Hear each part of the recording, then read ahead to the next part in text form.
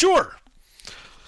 So we're on a quest to get some magic items so that we can perform the ritual of something or other to bring around Vinder's Scappeldunk. We have the gauntlets of Amanthul. We need the Hat of Lore, which is buried somewhere in this dwarven hold. So we teleported in and started knocking heads. Unfortunately, we were on the side of the mountain that had knocking heads because their dwarves made a bunch of noise and an avalanche ensued. Minor issue.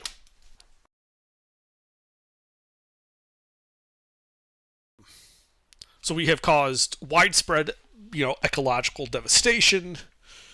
Um, and I believe we were about to start assaulting the dwarf hold proper. Then we need to recover the two people that fell halfway down the mountain. Who? One of them is CERN. The other one is Fea. I suppose we should, then, yes. Which is currently 1/3 of our party. Y'all already got us back, haven't you?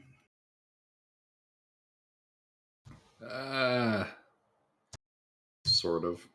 I don't think we did. I think we just. Sleuth's typing.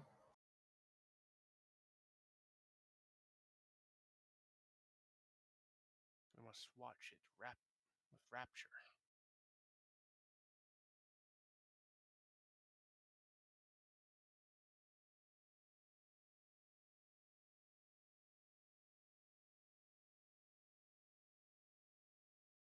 All right. Everyone, do me a favor and roll your initiative rolls. Roll our what? Roll an ish. Just do it. We're trolling him. No, we're not. We're signaling as he types that stuff is happening. Yes, we're trolling him.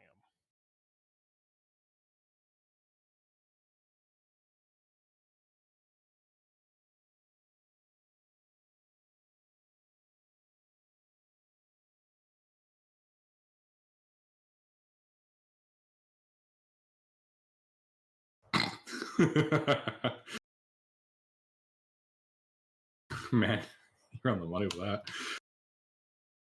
Now, if they said he was going to Michigan, that would have worked even better. Yeah, all right. Yeah, but it's close enough. But yeah, it's easy enough to say that you guys were able to recover CERN and Fea. Okay. If I recall how Thomas was feeling at the end of the session, if Fea gets run over by an avalanche and knocked several times down the mountain slope, gets up and goes, "Woo!" Oh yeah, I think I do remember that one. But yeah, you guys are here, up in a set of, I should say, back up near the top of the mountain. The dwarven battlements have collapsed into rubble. The surviving human soldiery is getting their bearings. And I believe a few of you guys are standing in the doorway into the mountainside. The collapsed rubble now creating a ledge, which just drops from where you guys are. And a number of slaughtered dwarves surround you. The tunnel into the mountain ahead. Well, since I'm the only tanky one here, I shall lead us into the mountain. First for me, let's go. Path of dead bodies.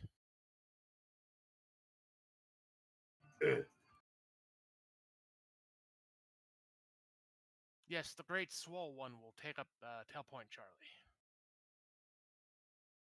All right, Faradul, most wealthy and successful of the party, leading from the front. All right.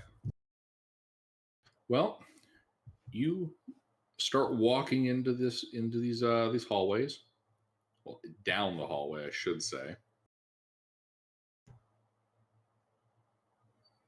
And where the entranceway is this more finely worked and decorated stone, the corridor begins to get more and more plain as it gradually descends into the mountain. And that's a lot of stairs. It's more of a ramp. Ah, okay. It's a lot of steps. See, there we go. There, yeah. Eventually, though, you reach the end of this tunnel. Inside is ahead. Well, I should say ahead of you is a large. Yeah. Oh my God! Hold on. Please wait while the DM reboots. Apparently, part of my brain was still partly nap. Was still napping. No, still napping. One moment.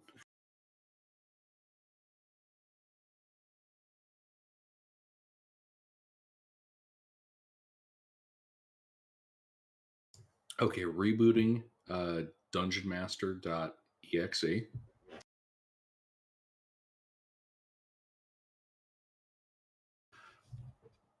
Okay, so you reach the end of the corridor. Ahead of you is a large cavern of unworked stone, save for the walkways themselves.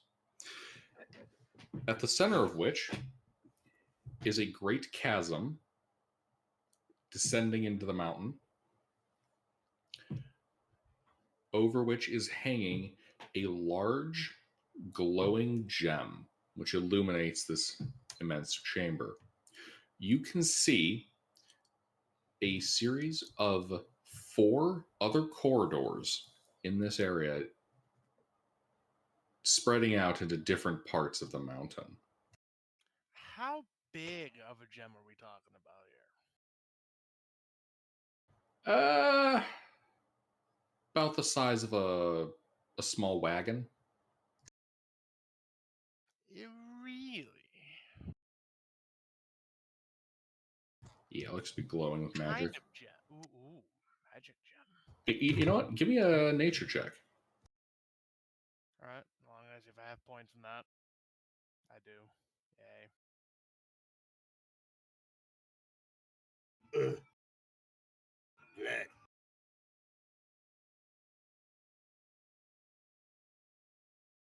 Wait, holy shit, you have nature as a skill? Yes, I do. He's a farmer. He's a farmer. I mean, it makes sense. Fucking Faraduel. He is literally the smartest character in the party right now. Right? That's sad. I mean, I've got a 6, and that puts me at spot number 2.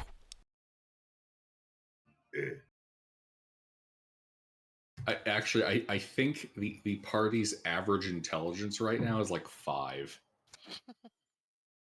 No, wait, hold on, because what? Certain you're at like a 3? I'll take that as a yes. So right now we're at What's yours? 11. So we're at about like a 6. I mean, altogether, we couldn't perform a competent human. I mean, strictly speaking, it's 6.66. And now we're going to summon some demons. Oh, goody. Drums in the deep. That must be where they keep the good shit. Let's go. So, you do actually hear drums faintly in the deep echoing up from that chasm. But you do see something else. The walkway up ahead that surrounds this chasm, going to each of these other arches and their corresponding tunnels. You can see a rather sizable number of armored bodies strewn about the space. Mixed in, you can see look to be more dwarven pikemen. So is that from the nature check or just me like seeing? That's just you seeing it. Oh, okay. Okay, so they're just like dead on a walkway, right? E. Now is this walkway like? Is there a side that goes into the continuing deeps? Yeah. The walkway goes around the cavern here, Ah, and kind gotcha. of on each cardinal point, like kind of making a pentagon, Mm-hmm. is a stone archway that leads to another corridor. Okay, gotcha. All right. So I propose a motion that we push all the dead bodies into the chasm so they can't be resurrected or come back alive and attack us. Sounds good to me. Excellent. So I'll direct the Kappa brothers to do that, but I do want to see what that nature check got, if any. Oh my God! Yes, I'm sorry. That's okay. Um, Brain's still rebooting. I gotcha. yeah. So that is a massive hunk of quartz. Hmm. Given the fact that quartz doesn't typically glow like this, it's been probably enchanted. Indeed. But do I know how valuable quartz is? Oh, with that roll, most certainly. Oh, One cool. moment. Okay.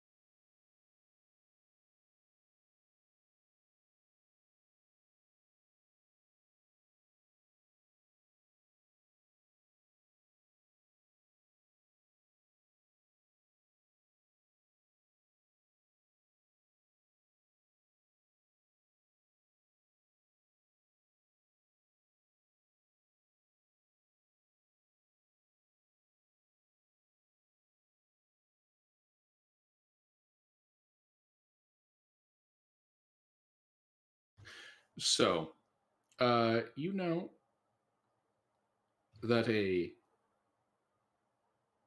chunk of quartz about the size of your hand um is gonna be about 50 gold pieces. All right. And that's a pretty big one, so that's got to be at least like 10 hands worth.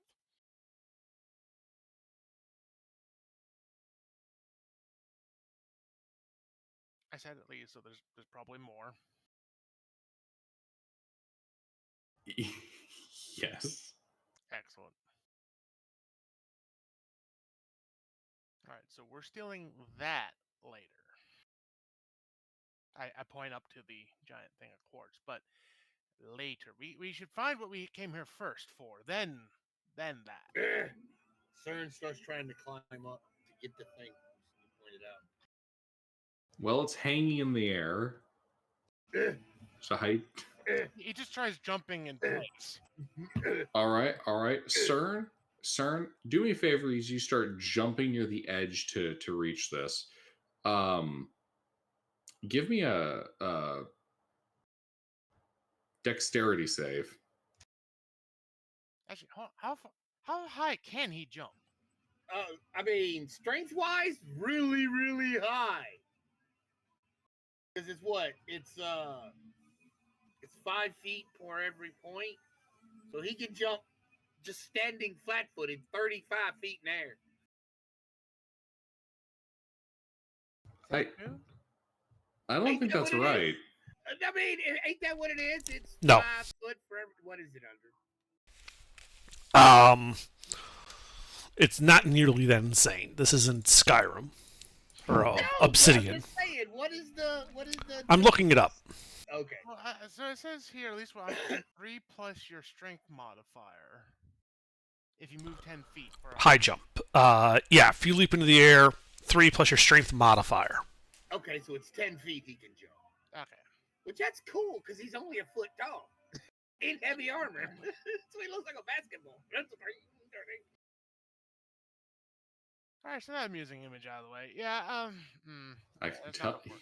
You can plainly see that that's not enough. Yeah, he's just bouncing. I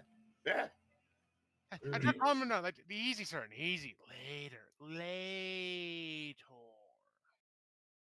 Sun's getting real low.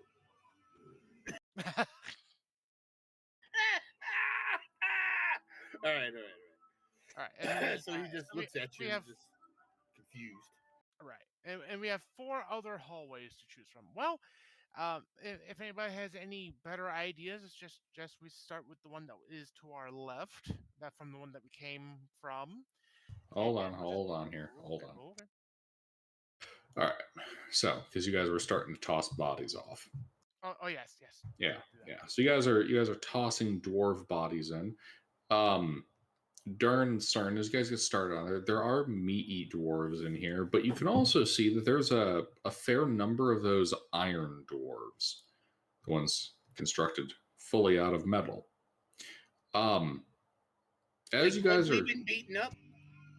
no, like the ones who encountered you in the middle of the night that one time, challenged you to an honor duel, and then The punk bitches. Okay. Yeah. Oh, yeah. Oh, well, I'm gonna sneer at them because CERN may not be smart enough to know how to respond, but he remembers what happened, and he knows he's punk bitch. He gives a CERN, little snort. as you're staring at them and grabbing them, though, you notice something. Some of the metal is different color metal and iron soft. I grab one of them and drag him over to Dern and point it out. I mean, literally, like point it out that I noticed something. I'm just picturing this like monkey see, monkey do chimp behavior from this gnome. Well, what is it? Well, Dern, Fall down the old well. I point between the two. you can see that this iron dwarf's body is rusted in places, and other spots the metal is crumpled and significantly more malleable than iron should be. Like it was affected by some type of depleting effect. Yes, as if it were. Mm-hmm. Well, I see the rust monsters have gotten to this. Damn rust monsters. You don't see any rust monsters around here. They were invisible. Yeah, invisible rust monsters. I mean, we're all smart enough to believe that.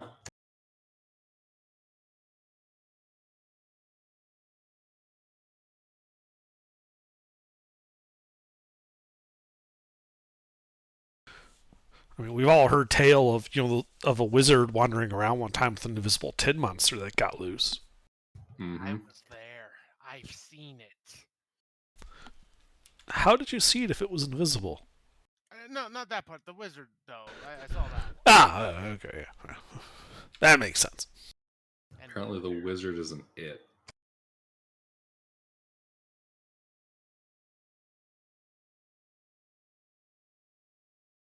Anyway, so different. Something funky is afoot, indeed.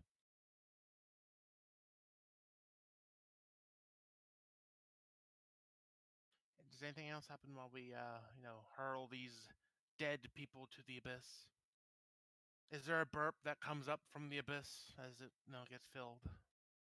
No, but there are some clangs, bangs, and clatters as the dwarves bounce off and deflect across the stone.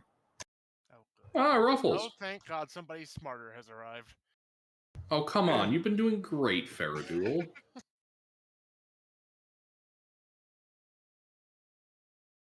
I really miss it when my boss is out of town. Mm. I just got home. Ah, fun. I figured. So, That or you were drinking at a bar, one of the two. Not on a Monday. I don't drink on Mondays. Don't lie. If you're from Wisconsin, you understand. Most bars are closed on Monday. Not What? because they have to. It's kind of just a thing that I didn't say all. I said most. It's like their off day. They're cleaning after the weekend and everything like that. Huh. A lot of bars are closed on Monday. Well, probably also not many people are getting sauced on Monday. Exactly. First day of the work week. Yeah. So It's no. every day after Monday that people need to get away from. That's when they. I go All out for right, tacos on time to get back to Tuesdays, work. wings on Wednesdays, Phillies on Thursday, fish on Friday. What's Saturday? I don't typically eat. I just binge drink. Ah, so that's how you're always in peak form on Saturday. Yep. So how far in did we get after the avalanche? Well, we're at this crossroads, and we've been shoving the dead bodies off into the abyss so they can't be raised. Yeah, there's And then we they- noticed that some of the iron is a bit squishy. Yeah, the Iron Dwarves, who were notably absent from the last battle. You guys have found a bunch of dead ones in a large chamber. Looks like a underground intersection. The metal is partly rusted in places, and other sections are bent and distorted in ways that metal, I should say, iron doesn't typically bend to.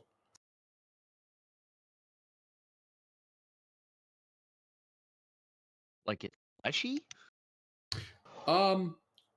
So, yeah, kind of like there's a dwarf here who's like upper, sorry, who's like a upper right hand torso, and arm looks like it's just been crushed, like a, for your reference, like a tin can. All right. Upon inspection, the metal does feel much softer. Hey.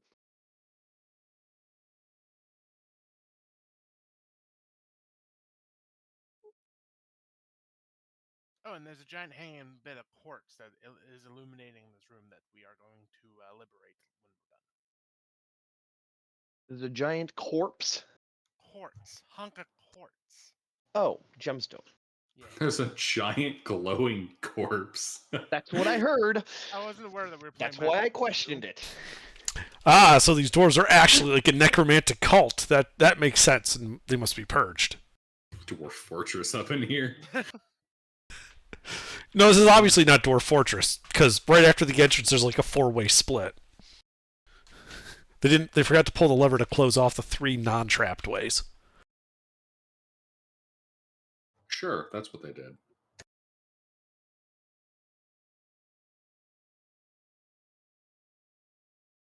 So what do we need me for? To boost the party's general IQ. The average IQ right now is 6.666666666666667. Control Z.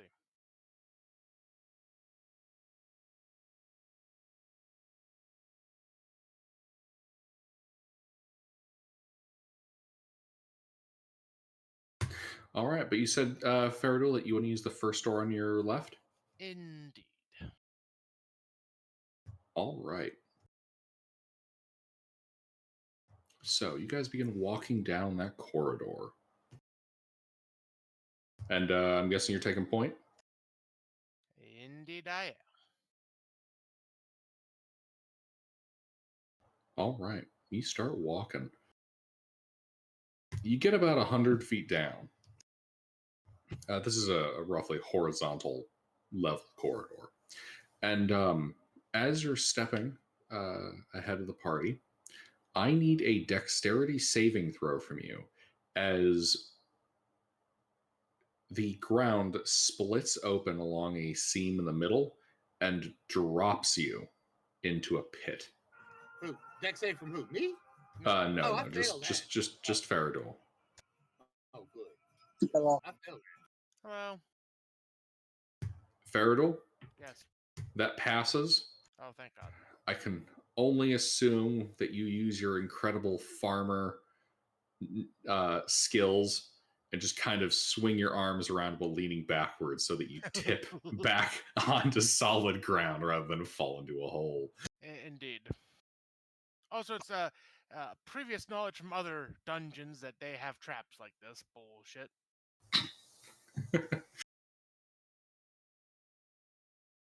Faradul knows how to survive traps because he's been killed or maimed by most of them. He knows how to dodge traps because he's seen a trap or two. Yeah, at the bottom you can see it's about 60 feet deep. You can see a series of sharpened spikes. Ah, the old classic spiky pit of doom.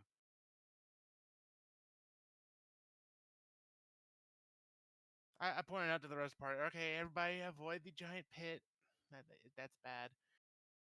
Is there a way around it, or is it like the whole hallway? It is the whole hallway. Well, the whole width. It's about Yeah. 20 feet across. 20 feet by 20 feet.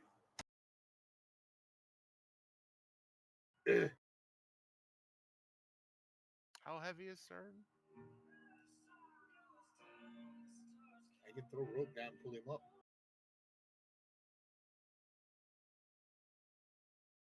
What? I don't know. CERN, how heavy are you? CERN is a foot tall gnome in heavy armor. I don't know.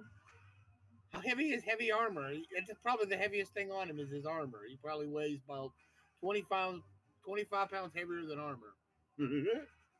At the most. Oh, his hat. His hat weighs 5 pounds. I'm sorry. It's real pretty. What is the calculation for yeeting distance? There isn't. I fucking eyeball it. Can I yeet Don't you CERN have a whistle? across? Yeah, but I don't want to use all the charges. Besides, this is much more amusing. I mean, if you look at me like, you give me like the really look, I'll fly across. But like, I'm kind of more amused at this.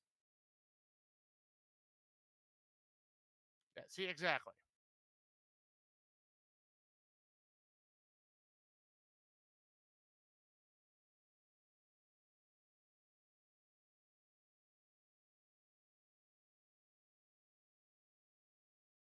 Besides, he'll have a rope attached around himself. We'll be able to, save him. I mean, hurling something like a gnome would be easy enough.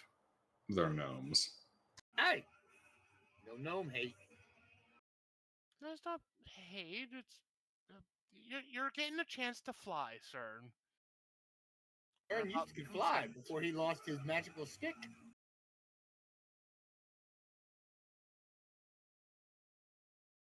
CERN misses his magic stick. He's always picking little sticks up off the ground, seeing if they're magic.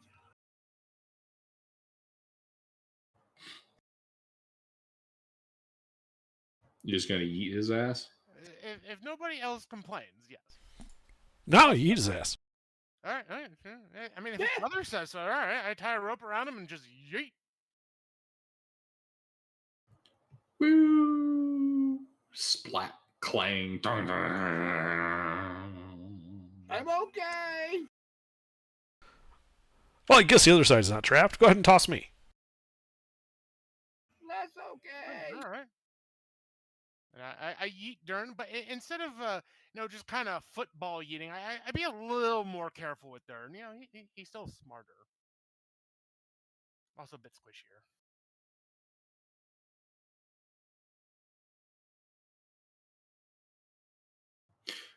Yeet, clang, dong, dong. As he hits and rolls on the other side. And then Theradul has a thought. Nobody can really hold the rope on the other end because they're gnomes. Yes, but I have pythons and a hammer. Ah, excellent. He has tools.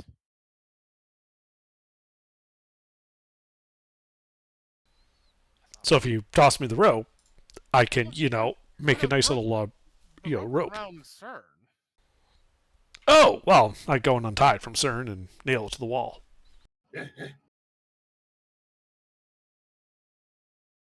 Excellent. All right, everybody across. Indeed, you cross. Making your way across with no problems. Nobody was horribly maimed. No one dies. Such a I know fun you game of hate hot that cross video game. gnomes.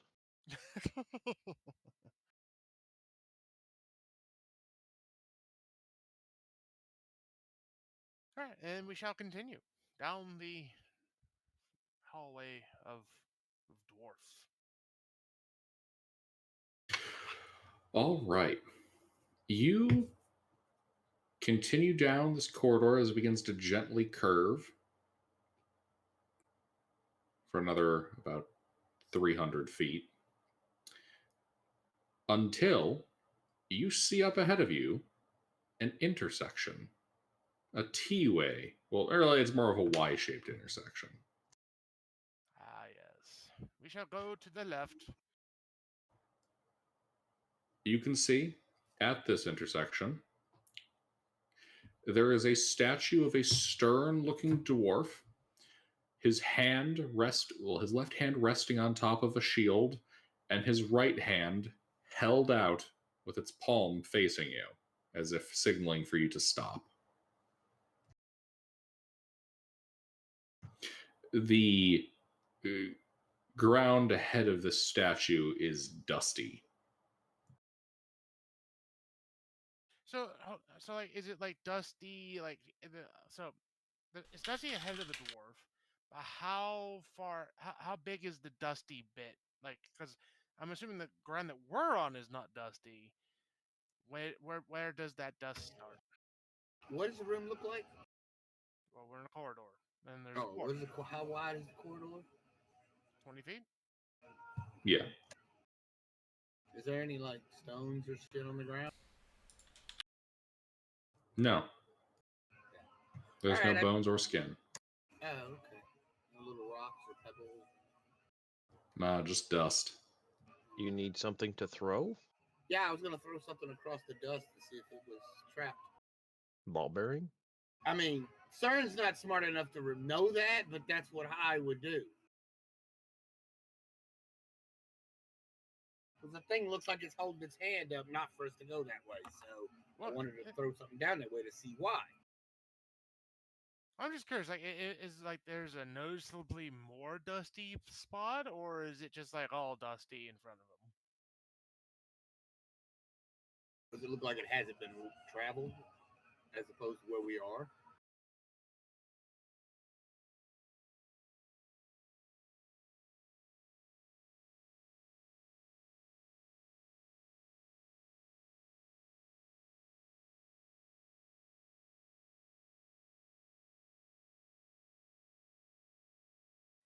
The DM's rebooting again.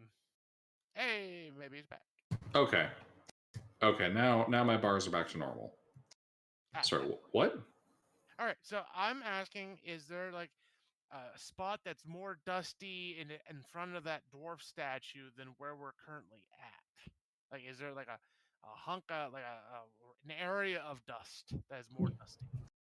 Yeah, you can see a couple like lumpy dust piles. Okay, so but like, where do they start being lumpy dust piles? Oh, right at the start of the intersection, All right, right. where your corridor would connect with the others. Right, but like, So it doesn't look like nobody's been that way as yeah, but opposed to where we are. that's on the other end. Like, so between us and that, is there like another delineation point of area? Because basically, Gilbert, what I'm worried about is like there's like a Looney Tunes area where, like, the dwarf says basically mime stop, and then you stop, and those dust piles are like dead people. Like, is there like a noticeable area that might be like, hey, if you stop out here, it might be like safe-ish? Well, you can see the spot where all the piles are, which is right at the end of your corridor. But so it's just like a little small area. It's not like a big square of these things. Yeah, it's not a massive pile. There's like Okay. a couple of dusty piles. All right, just making sure. So we'll stop a little bit before that, and then be like, well, I never let a dwarf statue tell me where I'm gonna go, but there might be some traps around, and I'm not good at finding traps except with my face.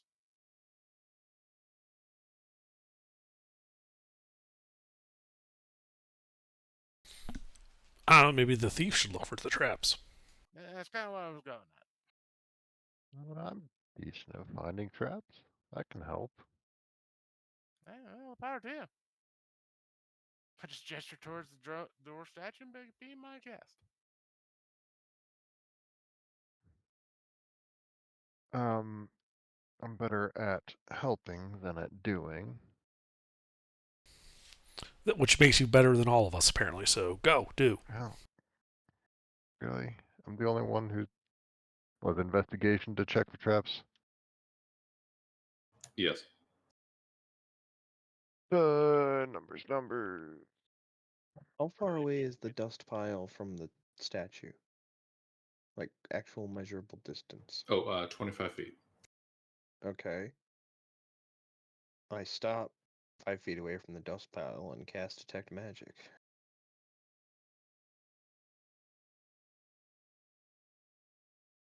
Alright, so you're casting Detect Magic and Sleuth. What'd you say you were doing?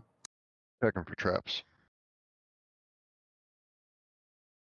Alright. So, you don't so much detect any traps themselves, so much as you can see kind of concealed just beyond, well, I should say sort of mixed in with the dust, a very fine line of arcane sigils drawn across the ground here. Sinclair, you do detect evocation magic across from you, encompassing the statue. Alright.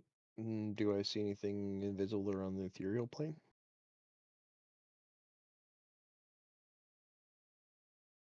Oh, yes. With the invisibility that I have always running? Yeah, kind of forgot about that. Yes. So you do see something invisible. And also, yes, on the ethereal. It looks to be a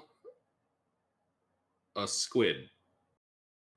A floating squid with a big gemstone for an eye. With these kind of like hard, segmented looking like tendrils coming off of it. Where is it? It is hovering in the corridor to your right, just floating right in the middle of the air.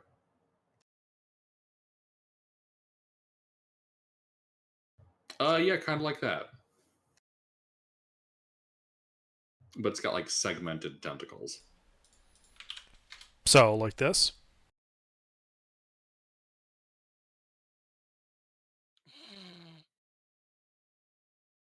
I mean, replace the legs with tentacles and sort of, yeah, kind of. This hurts you, Shepard. Alright. Well, what is it doing? Just hovering, hanging out? Mm-hmm. It's just hovering there, Okay. watching you. Okay. I move back and forth at that arcane line. Like from wall to wall in the hallway. Mm-hmm.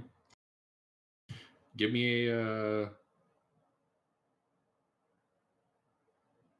insight check.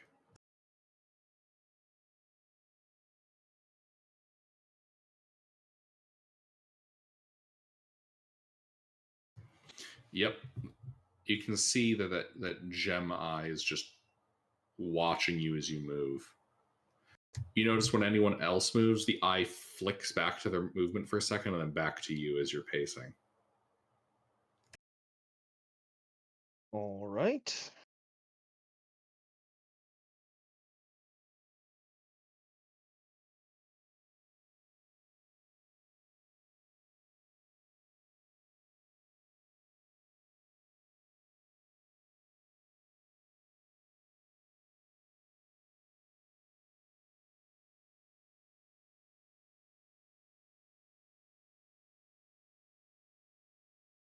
All right. Quick mechanics question for the ethereal. You said this thing is ethereal plane, like not just invisible. Mm-hmm. Okay, so quick mechanical question for the ethereal plane. So if I can go to the ethereal plane, I can interact with something on the ethereal plane, correct? Correct. All right. Who wants to 1v1 the squid?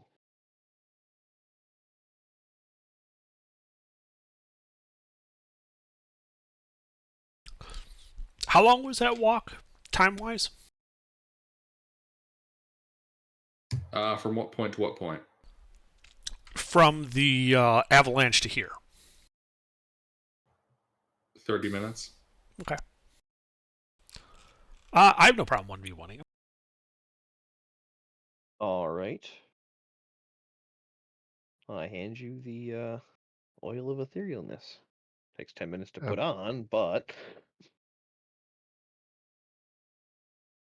you need some heals. Nope, not anymore. Ring of Regeneration. D6 every 10 minutes. Ah.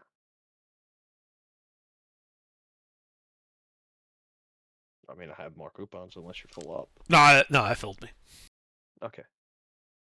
Yeah, then oil of etherealness. Right before you finish with that, I can cast. Actually, I don't have anything that'll actually buff you. I can give you Bardic. I do have Regenerate. Do you have a slashing weapon? Uh, Probably with Dern. No, I have my stick. Why would I need a slashing weapon? Because I also have the oil of sharpness. +3 magic weapon.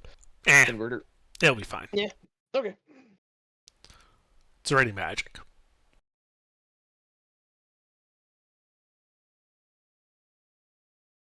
Well, we'll get ready for that thing to pop the material plane.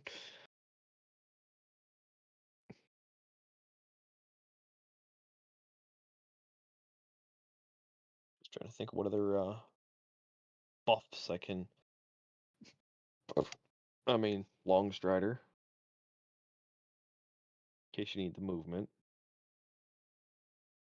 That's kind of just free. Because I have so many fucking coupons for it.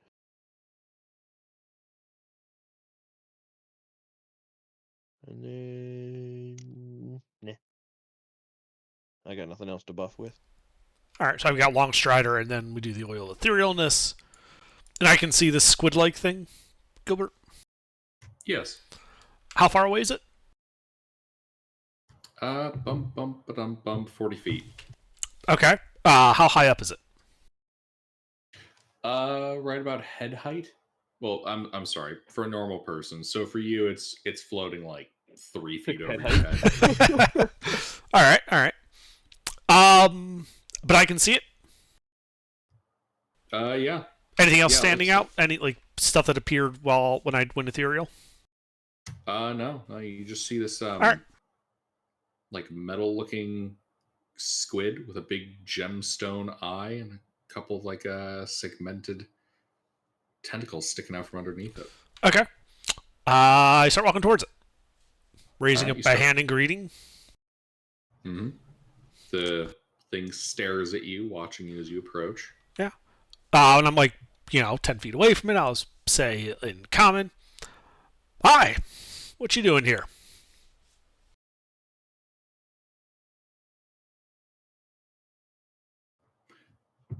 The eye stares at you unblinkingly.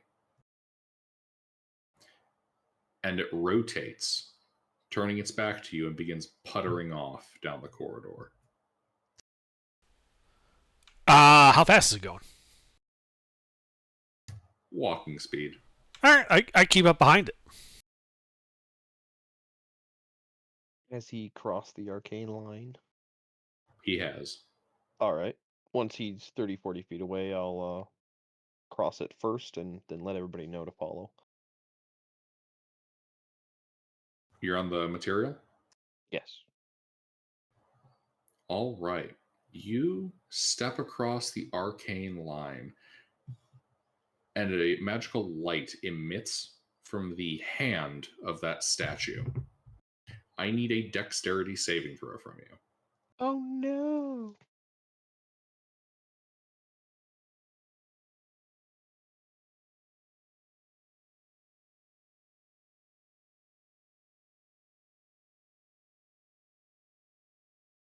Oh no. That passes. Oh, so okay. Yeah, as you just can sidestep and keep on running, getting past the statue. The surge of arcane fire that it produced, lashing out and missing you. Okay. Visible to everybody And this behind him. hand is extended out from the Yes, body. as if like directing a person to stop. Okay. And so it seemed like the arcane line is what the trigger was, Mm-hmm. but the statue is where the source of. Okay. That's a thing, right? Hang on.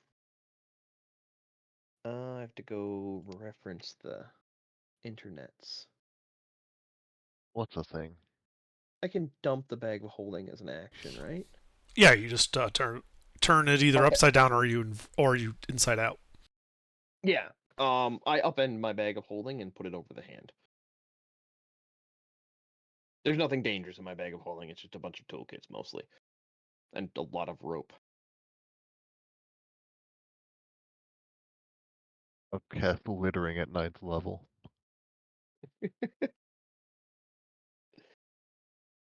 Sorry, you're dumping the contents of your bag. Mm-hmm. Instead of taking the time to pull them out one action at a time, because Okay. Dern is obviously going to follow that thing at whatever pace it's going, so we don't have time to wait. I gotcha. And then I'm putting the bag of holding, the extra dimensional space, that the insides don't matter, Mm-hmm. over top of the hand, just like an of glove.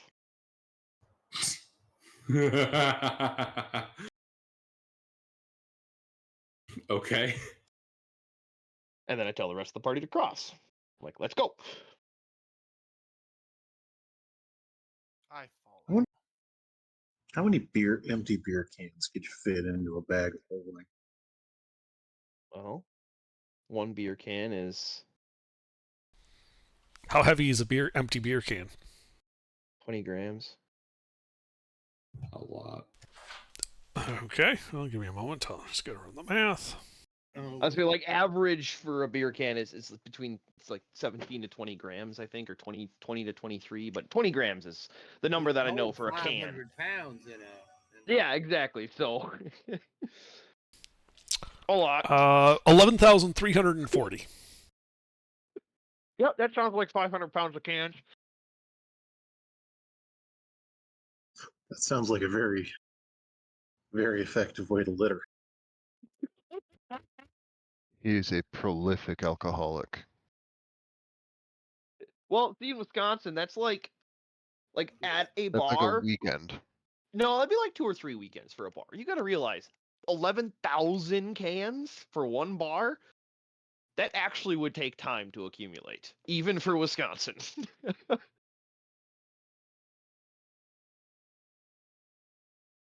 Okay, the bar that I drink at, the most outskirts, they have a can chute that goes to the basement, and they just have a 55-gallon, and they don't crush their cans.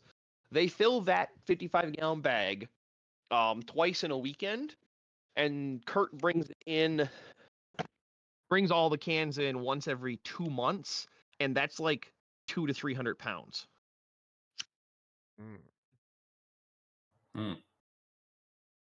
What So, I'm hearing is Chicago has better Anyway. alcoholics. Anyway, I put the bag of holding over top of the blaster. It's effectively shooting into a pocket dimension. mm-hmm. And then, Put a condom on the blaster. yep, and then I tell the party, let's go, because we have to keep up with Dern. And then we can all stack actions to fill the bag of holding back up.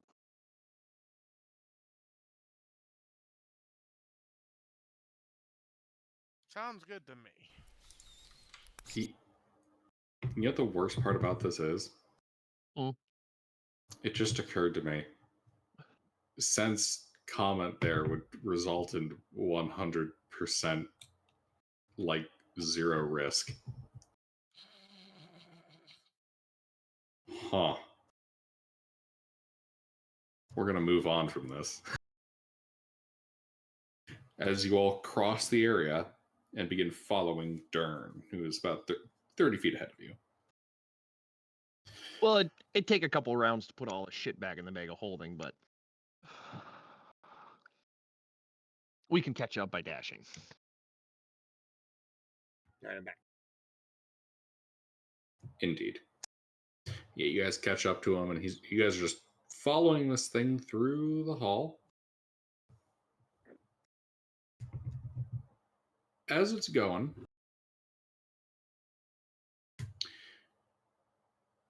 you reach a set of stone doors with a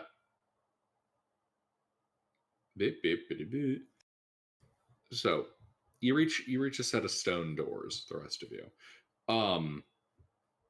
Dern and the drone, because I believe only Sinclair can see them. Dern, you're here. This drone has led you to this set of stone doors etched in bronze.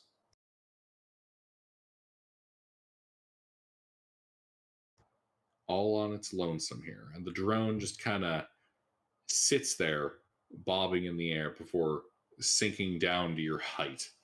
Its glowing gem-like eye just staring right into yours.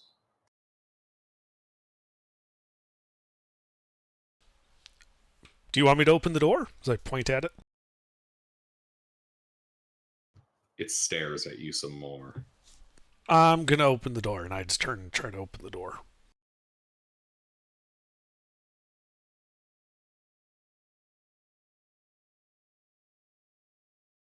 All right, you go to push the door open. The door doesn't open.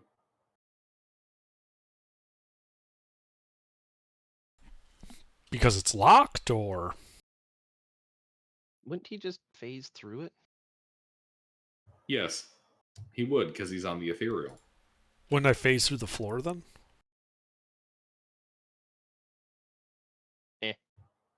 When you're on the ethereals, I understand you control your movement direction.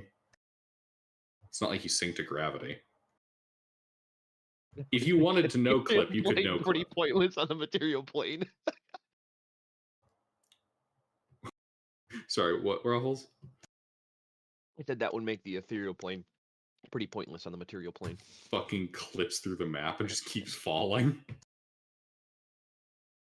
Like, guys, I type /ghost and I'm going down.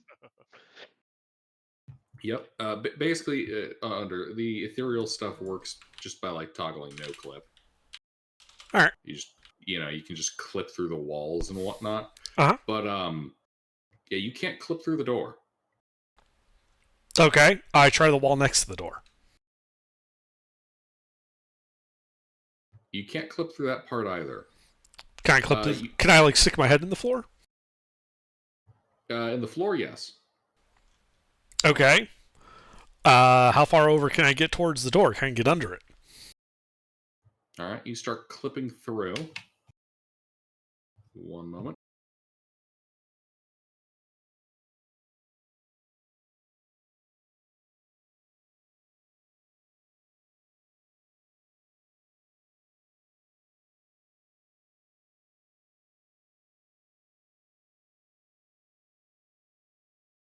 Meanwhile, Sinclair is just watching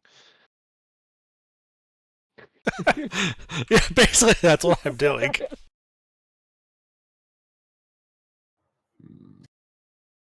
Here we are.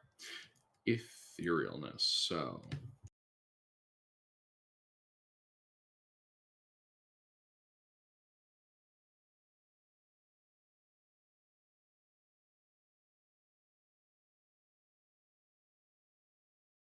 just double checking the exact details here. All right.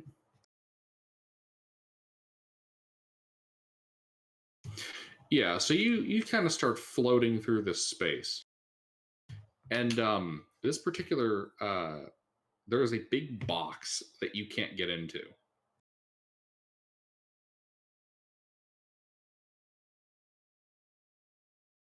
All right. Well, I think I should be able to communicate with her. Can you? Correct? Well, you can see me, but it doesn't mean you can do anything that influences the ethereal. Well, yeah, but I mean, if I speak, you should hear me, and I should be able to hear you speak, right? Nope. Okay. Well, then I pull out a scratch pad. You ignore all objects and effects that aren't on the ethereal plane. His speech is an effect, not on the ethereal plane. Mm-hmm. All right. Then I pull out a scratch pad and draw a giant Hey, question Drew. mark on it. we're gonna fucking charades our way through this. Don't worry, guys. We got this. What's this door look like again? Now everything is reversed in the. It is a pair of stone doors. Looks like some kind of black onyx, inlaid with bronze, just forming geometric designs. And there's no obvious keyhole or mechanism to open the door? Correct. Okay. Well, it's a pair of knockers, but Oh, I reach up and knock on the door then. We'll be polite about it. all right, you knock. Nothing happens. I knock harder.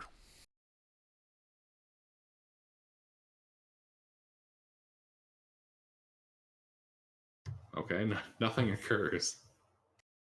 All right. I start approaching. Does Squid seem upset by this? It's just floating there. Okay. I try knocking on the knockers.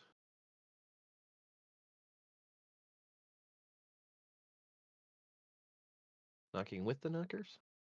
All right, you knock with the knockers. You knock. Nothing happens. All right.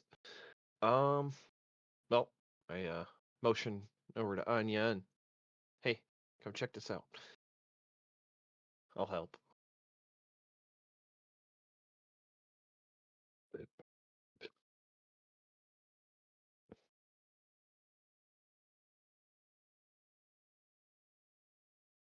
Burger, Yep. you What's gonna up? come investigate this door real quick? I'll help. Sure. Just another investigation roll. Nothing special about it. Question mark. Mm-hmm. And with hope for advantage.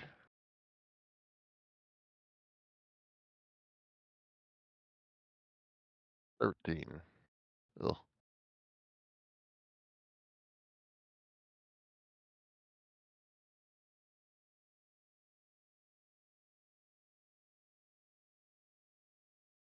All right, you investigate the door. You aren't finding any traps. The door does not appear to be locked by mundane means.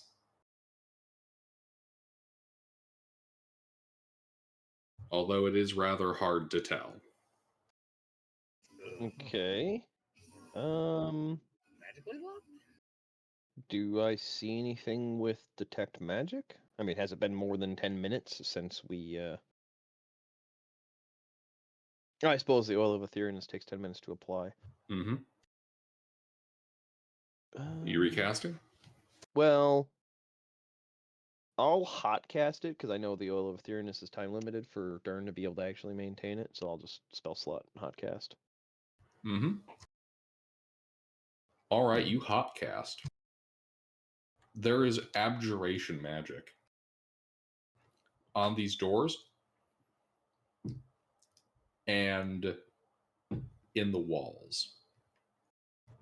It looks like, at least for what little bit you can detect through the stone walls around here, whatever chamber is beyond this is probably fully warded by some kind of abjuration spell.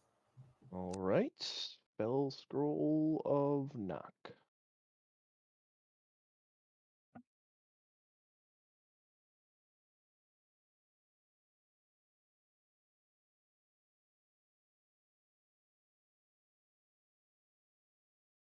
I cast knock.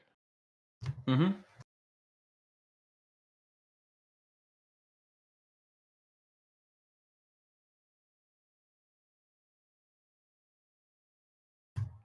All right.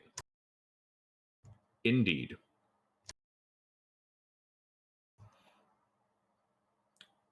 You hear a loud knock echoing through the tunnel around you.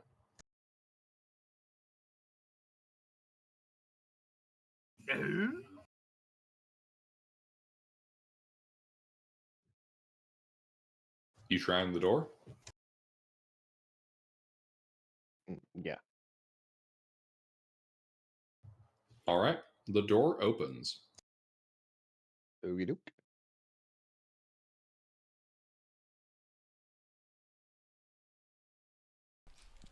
Does the squid thing do anything? Yeah. The moment enough space opens up in the door, it zips in. I follow it. Yep. Inside, you can see what could best be described as a wizard vault. A series of bronze gated cells kind of cover the walls of this chamber, in which are various chests and treasures, gleaming gems, piles of gold, scrolls, and whatnot. At the center of the chamber is a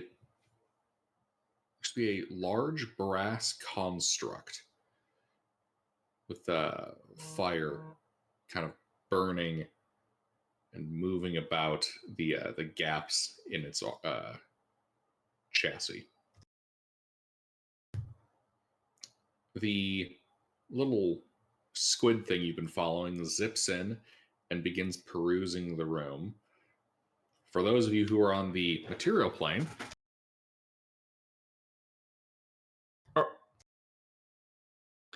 yes. For those of you on the material plane, this this brass golem activates fire kind of belching from it, and I need you to roll initiative.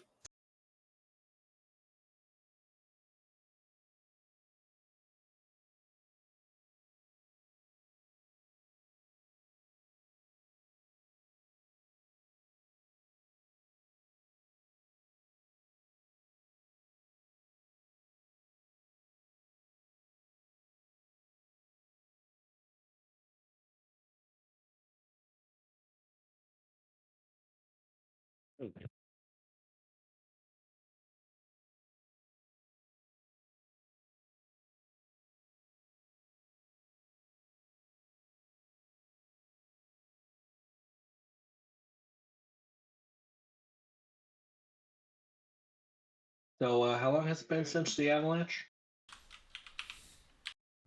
45 minutes. Oh, wow. So, not even a short rest. Yep. Do you need heals?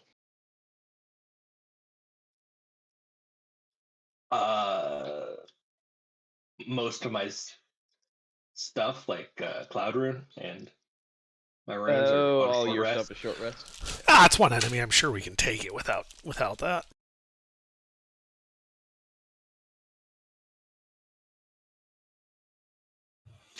Faraduel, you move first. Oh yeah. I'm gonna rage and I'm gonna attack the bronze golem. How far away is he?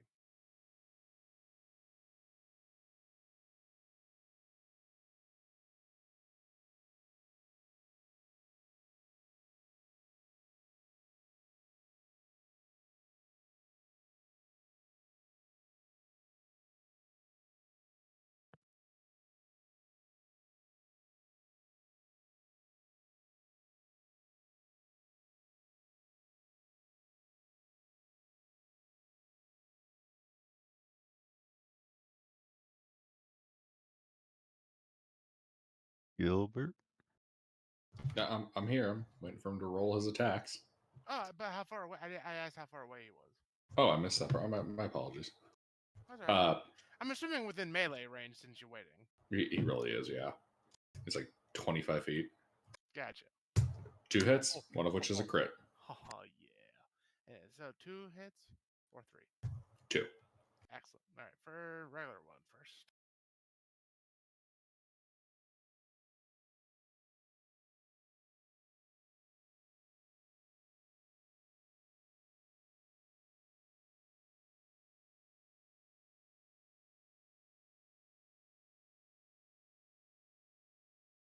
Then I do believe I have brutal critical.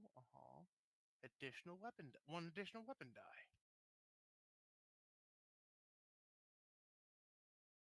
And it's actually 2 dice at 13. So yes.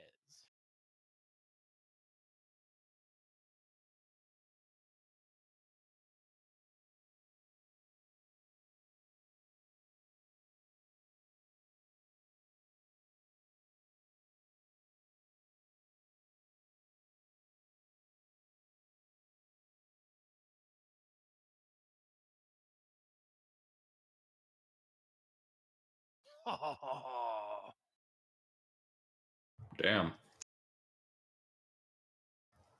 So you do take 12, like 15 points of fire damage as the flames kind of lash out as you strike it. But yeah, those are some good blows. You can see the bronze of its body is dented. The fire damage doesn't even register. I'm having too much of a fun time with that second hit. Oh, and then I would like to intimidate it. So it needs to make a wisdom save. It is incapable of feeling fear. Aw. Damn you, metal machine. Insert song here. End of turn. All right. CERN.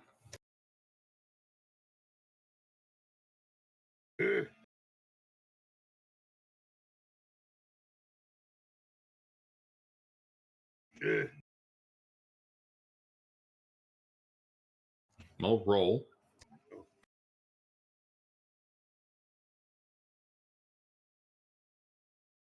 Don't worry, I speak grunt.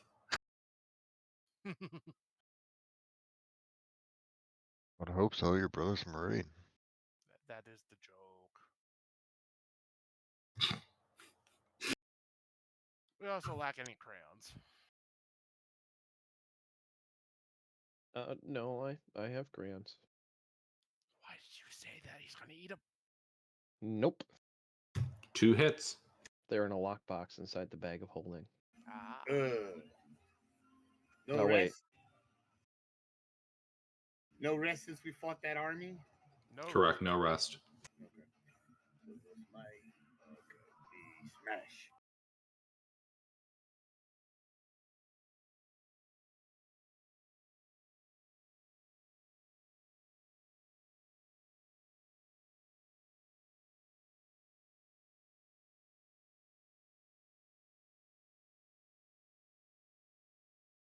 $28 points of slashing damage. All right.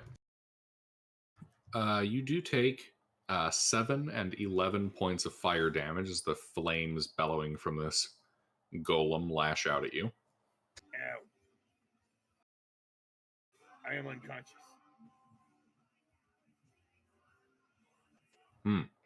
Okay.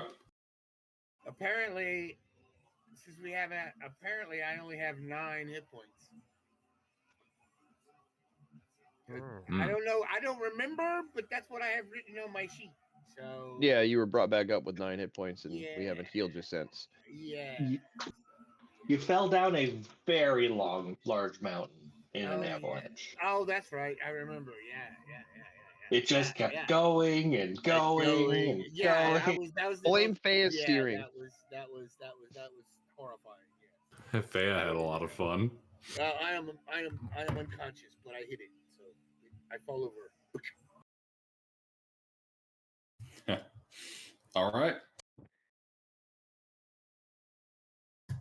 Sinclair.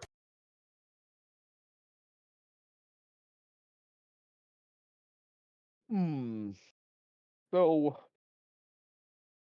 that fire doesn't look fun. That's bullshit, and we all know it. Um, Go play in the fire. Decanter of endless water. It's an action. I produce a geyser. It's 30 feet long and 1 foot wide. I shoot it with water.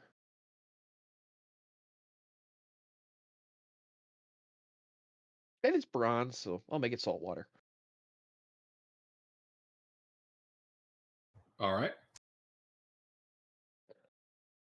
It is. Let's see, what's the special shit for that? I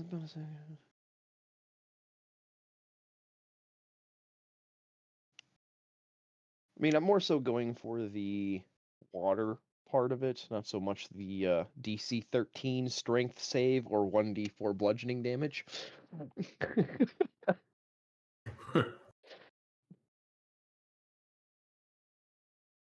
So, yeah, DC 13 strength save. It passed. Yeah. The water hits it and Mhm. turns to steam, generating a fog cloud around this thing.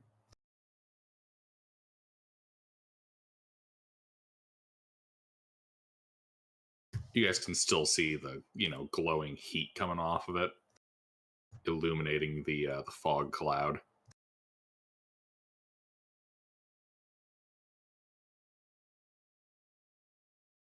All right.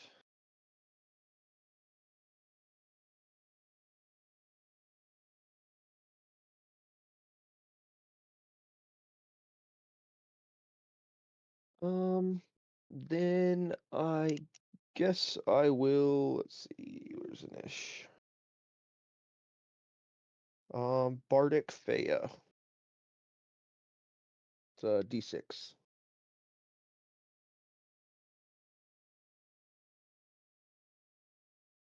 All right. Thanks. Hopefully, I blinded it. We'll find out.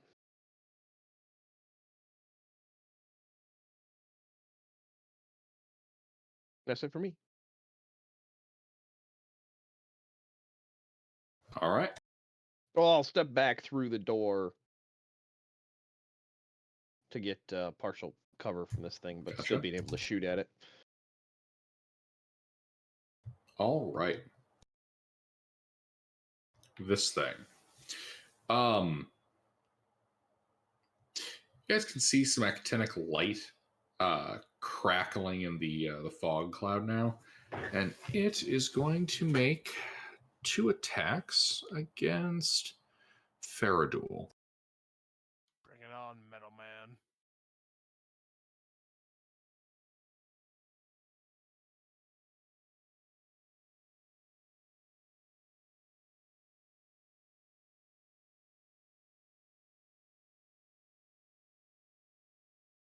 Well, that first one's a hit. All right. If anybody knows the audio, I will be very happy. How does the grass taste, little man? Bonk. Tell me how the grass tastes, little man. Such a satisfying sound, too. I like that little wind up he does. He starts charging. Just no.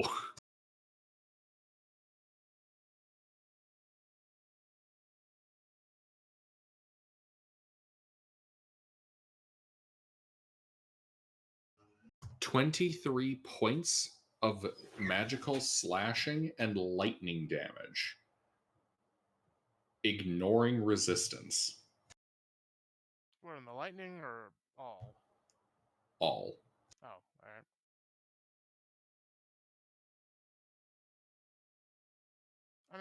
Okay, that's impressive, but okay. Hmm?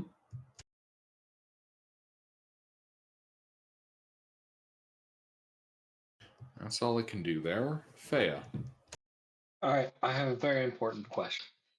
Can we consider a steam cloud as a body of water?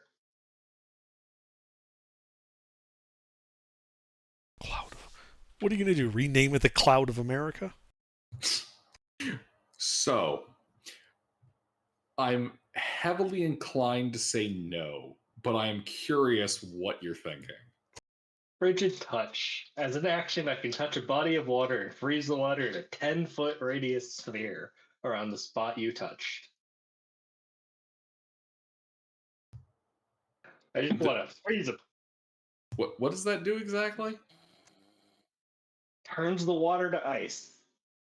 It's gonna put him in a fucking snow globe. I was gonna say, yeah, if you freeze fog, it would just turn into snow. Yeah. Hmm. I mean, you Not could enough do water then. it. I would not classify this as a body of water, no. Darn. Oh well. I In like what that, you're thinking, though. yeah, when you shot a water geyser at him, I was like, "Ooh, I wonder if I could do this." But I guess I just get big.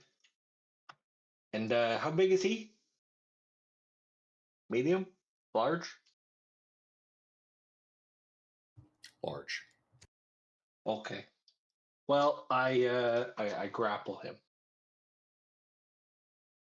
Oh, you grapple him?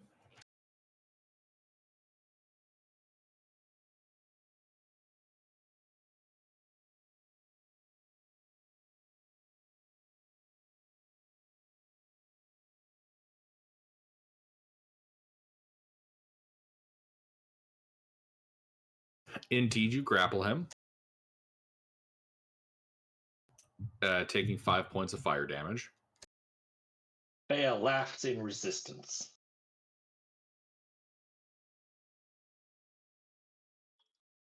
I then thwack him twice. All right.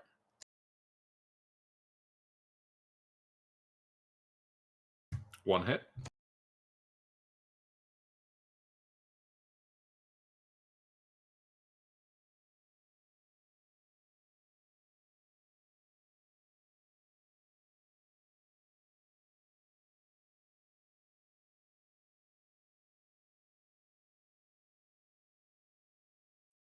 And then I would like to use my trip attack to try and make him fall over.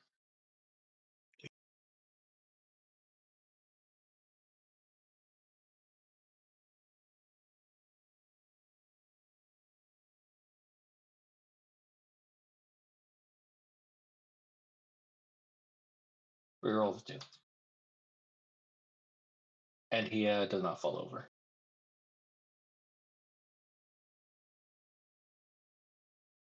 So the 11 is the fire damage. Mm-hmm. Yep.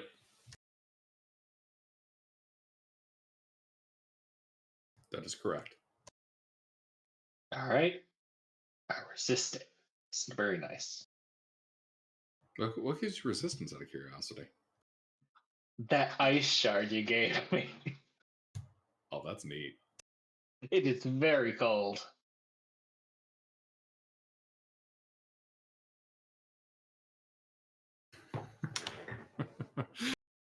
All right. Anything else? That's it. Alrighty. That puts us at Dern, who is on the ethereal. So, is this treasure on the ethereal, or is it in the mundane? It is on the mundane. Okay. And it's like, there's like chests and concealed compartments and all that type of stuff, like stuff you can't readily see.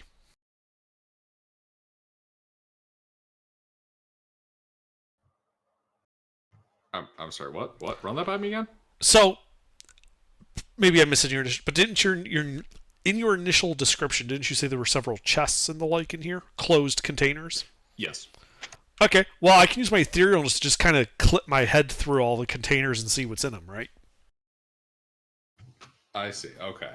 I'm basically going to start looking through the room, taking like a light inventory, in search for the Hat of Lore. Because I can't end this early. I have no way to do so. All right. Hoping You you can. working Hang on. clockwise or counterclockwise?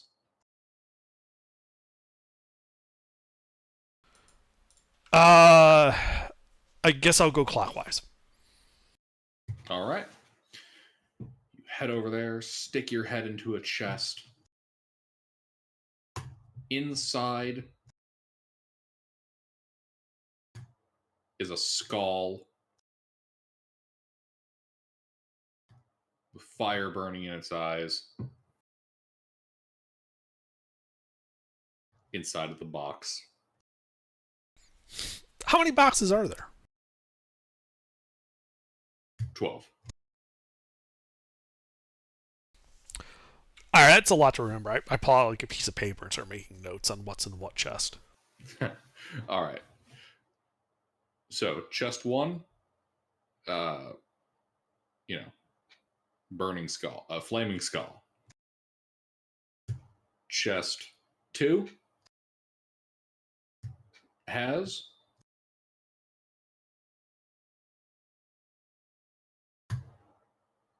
a mummified arm. Then you're on to the next chest. Chest 3 has a gear resting on a pillow. It looks like this gear is made out of platinum. And I think that's all you've got the movement speed for.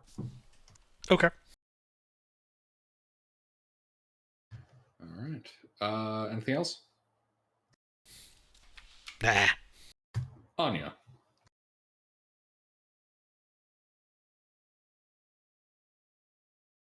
Anya, sleuth. Sleuth.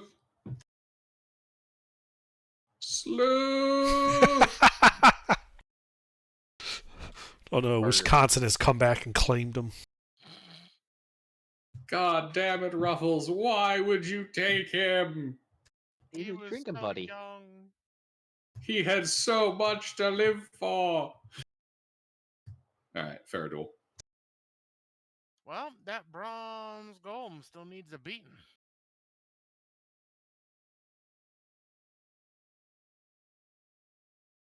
Ha ha ha ha ha. That's 3 hits. Oh yeah. Oh, the beefy one first. Ooh.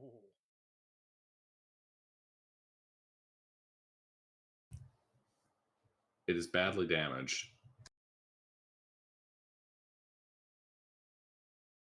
How about now? Your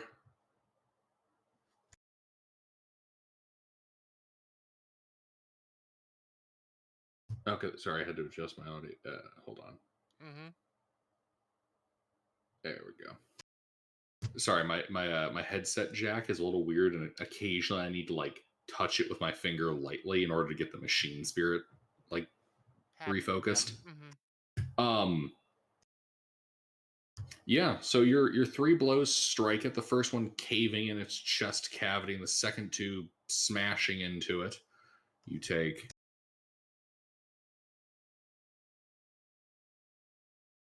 4, 11, and 11 points of fire damage.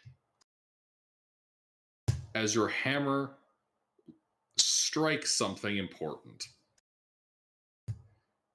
and the golem, with the grinding of metal, comes to a stop. I stand on top of its corpse and do the Tuscan Raider thing, like, oh. Indeed. You stand on top of it, hammer overhead, doing your battle cry as it explodes. I need deck saves from everybody here except Dern, because you're on the ethereal. And me outside? Oh, yeah, you're outside. Yeah, you're good. I mean, I'll make it, but I have cover, and I'm a rogue.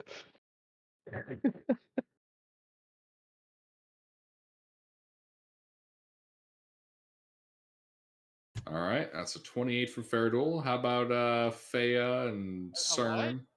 Can I get a repeat of that one? What? No, why would you correct him? 18. You got an What? 18? He said 28. Why would you Yeah. correct him? Mostly because I was surprised too. I didn't know I could roll that high. Yeah, wow.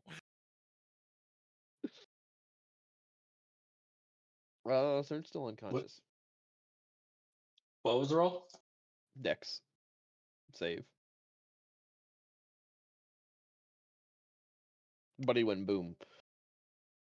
Oof. He's asleep. Waterboarding isn't going to work. I can hope.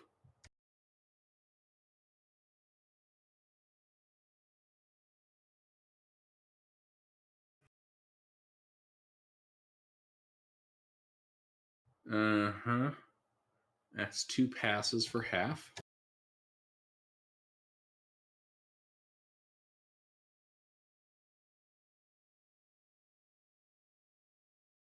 $64 points of fire damage. You guys take half of that. 63. What did I say? 64. For the half, that matters. I really think some part of my brain has not rebooted after that accidentally long power nap. Yeah, not all the processes came back as normal. We're gonna have to reboot the DM again. So that's why I keep getting paged. I mean, was that your max HP or more than your max HP? I'm already unconscious. Nobody's gotten me up yet. Yeah, but is 63 your max HP? Oh no. Didn't you just take a fucking fail? Like, Well, I mean, Mister, how much more is 63 from your max HP? I mean, you double it and it's still not enough. So we're fine. Okay, hold on.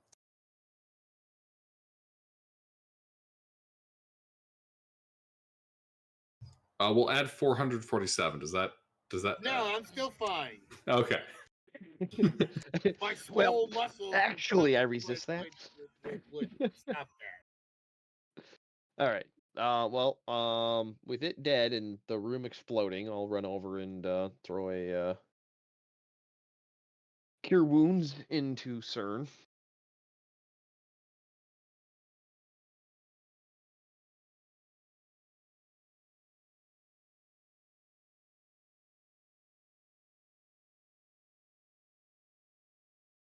Yeah, that hurt a little bit, but totally. I mean, worth it. actually, CERN needs to roll. He does go before me in a niche. It could matter.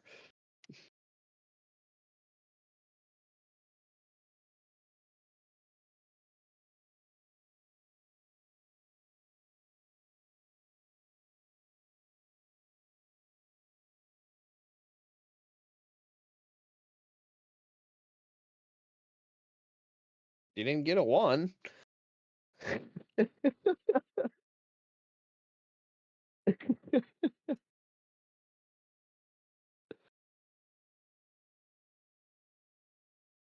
I mean, all that matters for that is the dice face of 1, correct? Yeah. So, yeah, so he's got HP.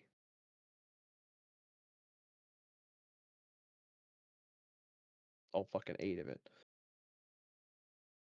All right, you're back. CERN, you're back with a point of exhaustion. Doesn't the point of exhaustion give me a negative to my rolls too? No, that's when you how get brought many- back from the dead. Yeah. So unless you have 3 levels of exhaustion, then it's attacks and saves. Otherwise, it's just ability checks. Well, good. So I can add -4 to everything else.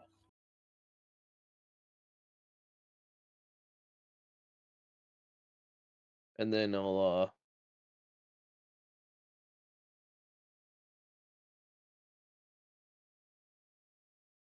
dump 4 coupons into you, so you now have 33 more.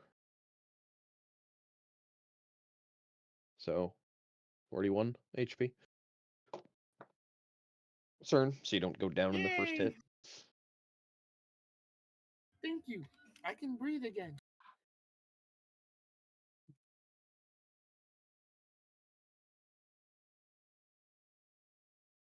All right, and then I look for Dern. Poking my head in different chests. Yeah. Basically, I'm waiting for you to get your attention to, just do thumbs up and thumbs down on each of the chests. Well, you see him writing stuff down. Ah. What's the squid doing? It is also scanning the room. One moment. Let me type up everything that's found in the chests.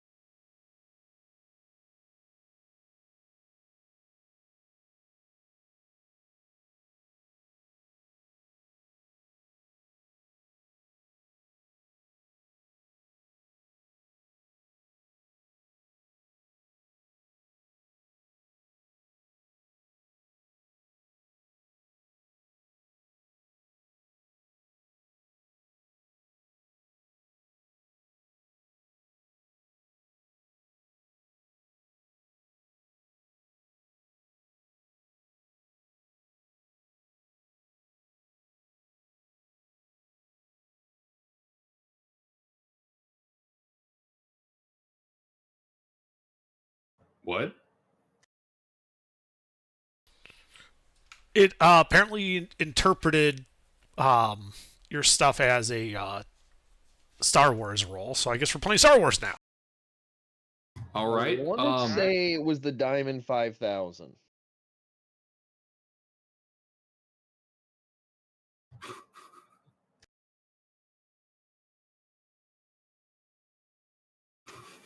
Well, apparently we generated 4 successes and 5 threats. So give me a second while I write that down.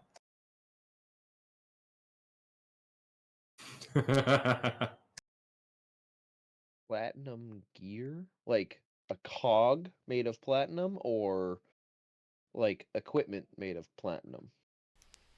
He called it a cog before, like the Oh. way he described it was a gear.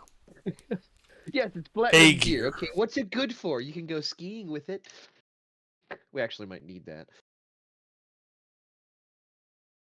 There you go, platinum cog. Thank you.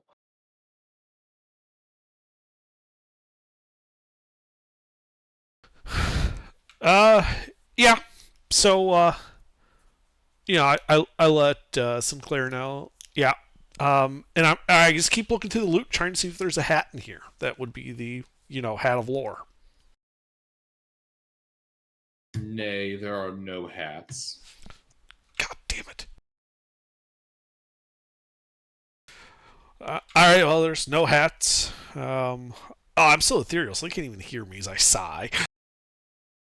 I can see you sighing.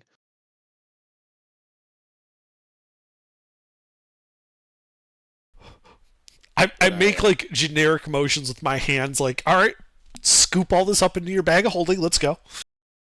Yep. I start putting things in the bag of holding.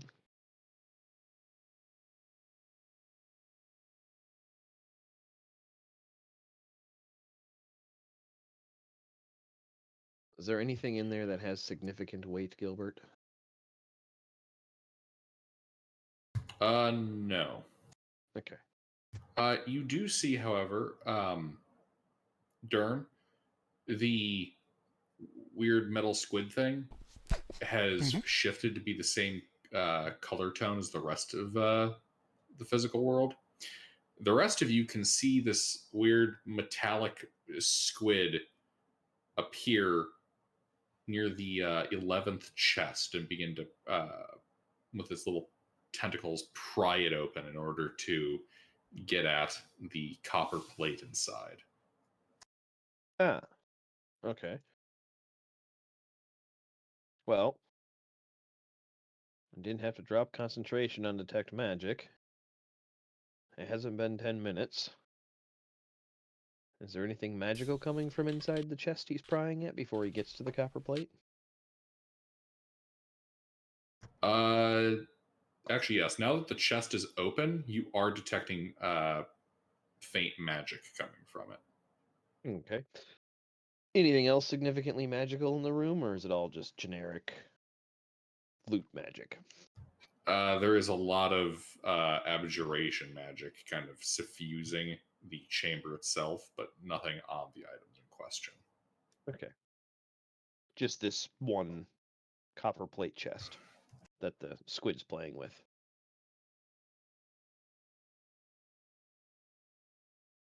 Well,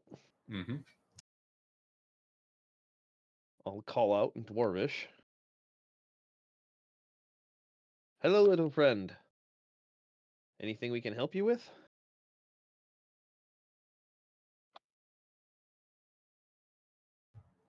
It does not respond as it pries open the lid, and you can see more of these tentacles kind of reach out and delicately grabs the plate before pulling it close into the underside of its body.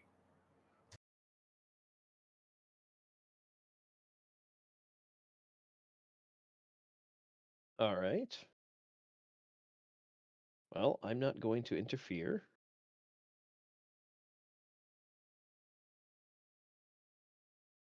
Is it just hugging it and hanging out there?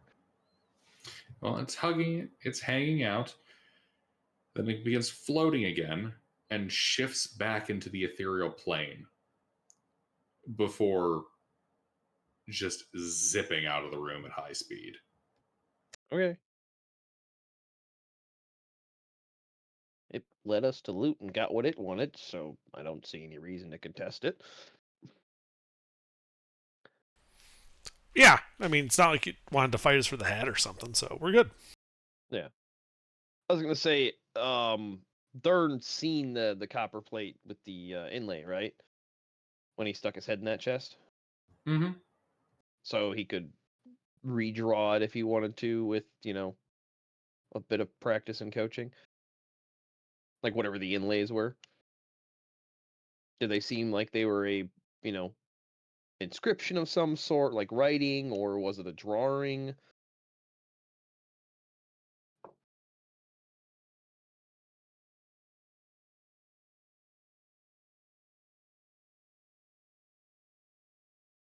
Like I just hold up my notebook with plate, words, or pictures, and then a question mark next to word or pictures.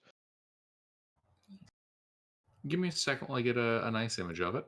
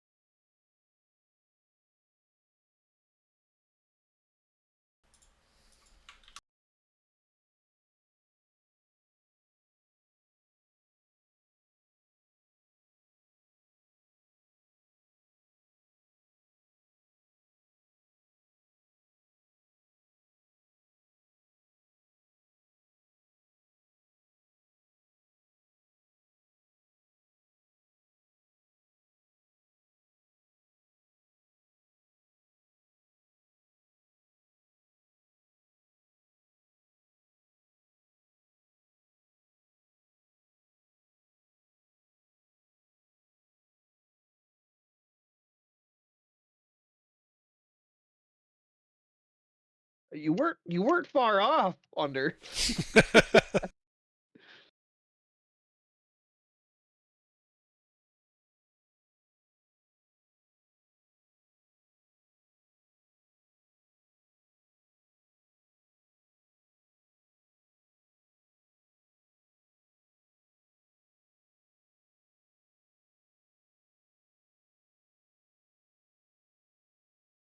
Okay, so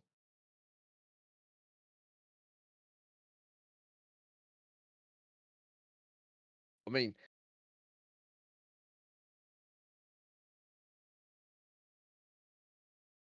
Hmm? I said okay.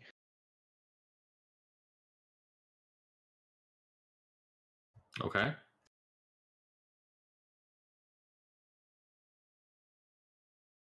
Did my comms shit out at me? Am I missing something?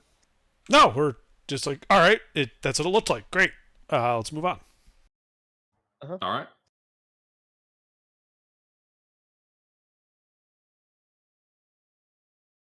Oh, and did you guys say that you looted all the stuff? Yes. Okay. Yes. Oh, right. 1 second.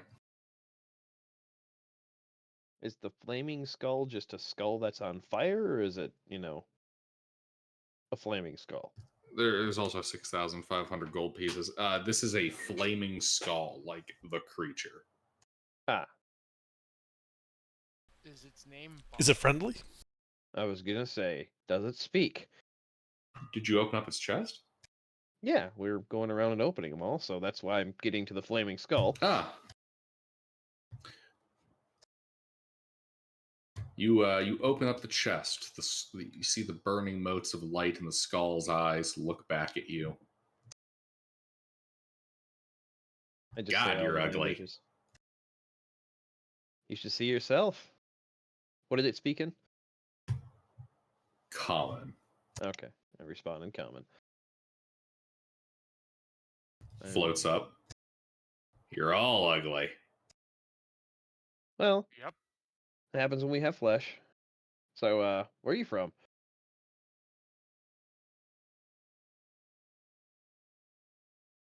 Ah, you wish to know my tale. Well, I mean, you're a flaming skull. You don't have a tail. Sorry to break it to you.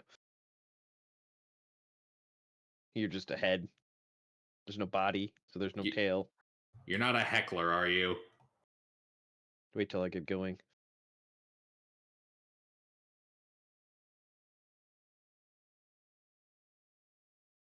Well, I was once a mighty warrior from the great city of Cragmore. Long did I reave the shores of this land, pillaging, looting, and pillaging. Mm. Eventually, after defeating many mighty foes who I am certain you have heard of, I came here to steal from these fucking dwarves. And it didn't go so well. I got hit with a boulder. Mm. That's crushing. It was. A crushing defeat it was. Fortunately, I was wise to invest in having a necromancer as a companion. Really He raised me from the dead as a powerful flaming skull, the most fearsome of all undead. And how did you end up in a box?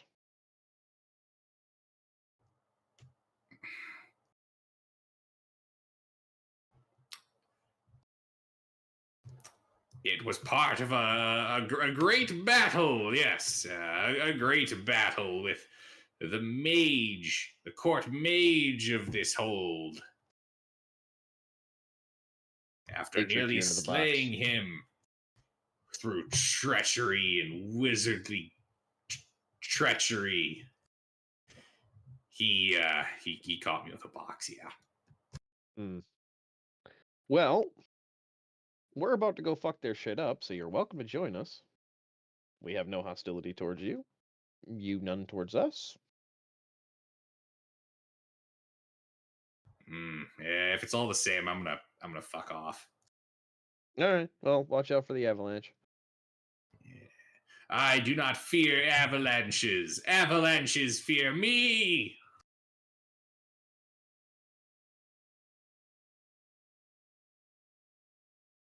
Well, alrighty then. How big is the box that he was in? About 3 feet by 2 feet. I lean over to Faradul. Hey, put him back in the box. I'll distract him. And then I go and start talking to I him know again. You, would you like to hear more of my great tales of I raiding didn't and get the box, pillaging? just put him back in the box. Give me a stealth check as you try to sneak up on him with the box. Oh, this is gonna end badly. I'm distracting him, so Yeah, he has advantage. Oh, good advantage. So,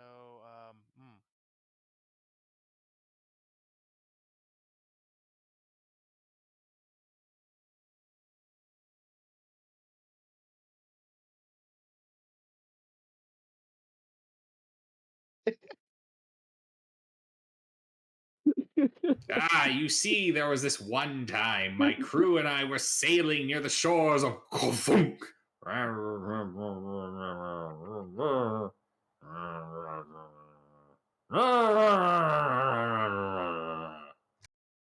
so why did yeah, I relock that box. we get him to intervene? Abso-fucking-lutely. I like your plan. All right. As soon as I was like, oh, he's not gonna hang out with us? All right, present for intervene next time we see him.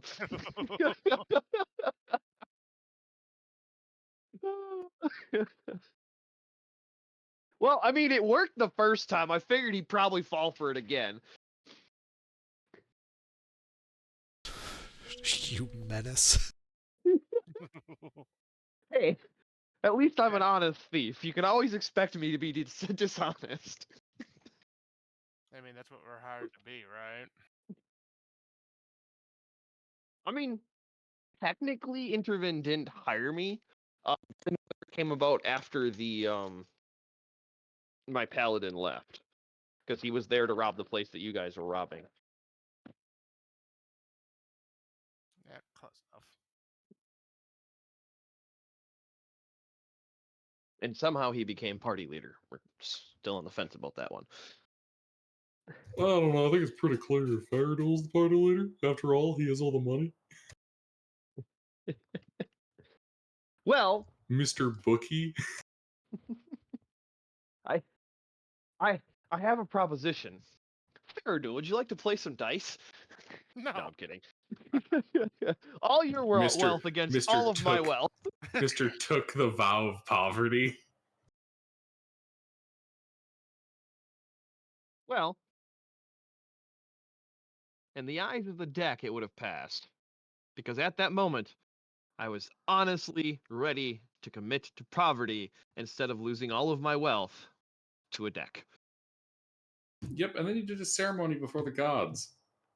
Conducted by a paladin, no less. Yeah.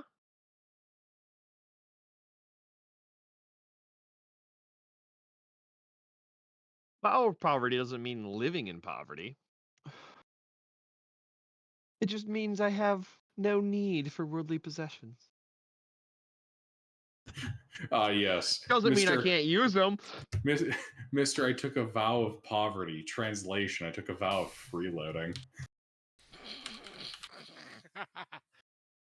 Precisely. But anyway, so yeah, we box him back up. We'll deal with him later. Take all the other loot out of the other boxes, and once we start opening them, does anything ping on detect magic?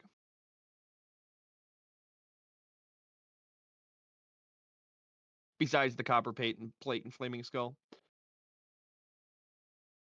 Bum, bum, bum. The mummy arm, platinum cog, and vellum, detailed vellum portrait of a dwarf are each faintly magical. Okay. The mummy arm is necromantic. The platinum cog is transmutation.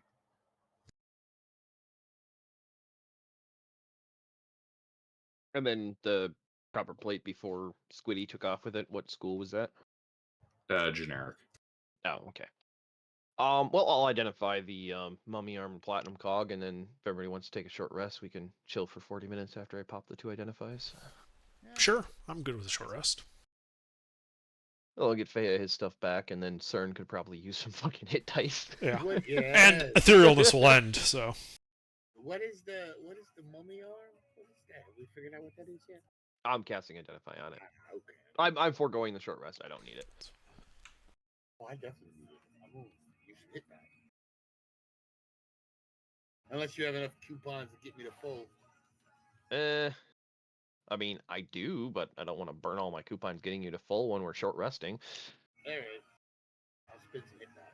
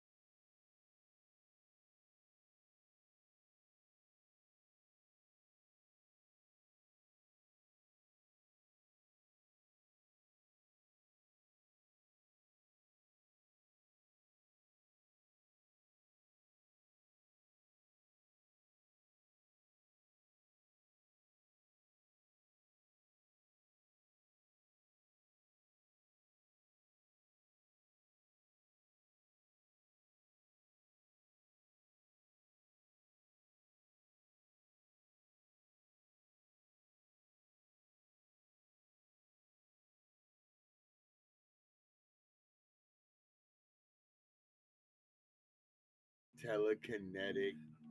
What?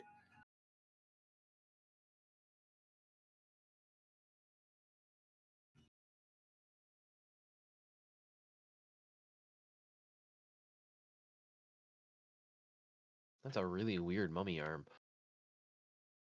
What, the cog? That's a cool cog, though.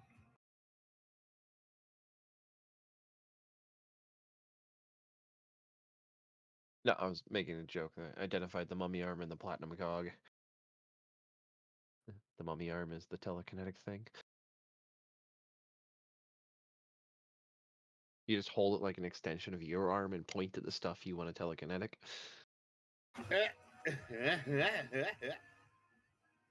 No, the range is actually really short. It just grabs it for you. Yeah, really short range. It's just a magical version, one of those like little reachy claws that you can get for the elderly. It just has a little bit of dexterity in that it has fingers and wrists.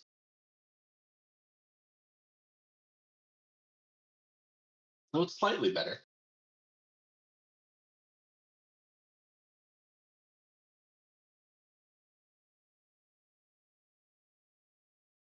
All right. All right, yours is better.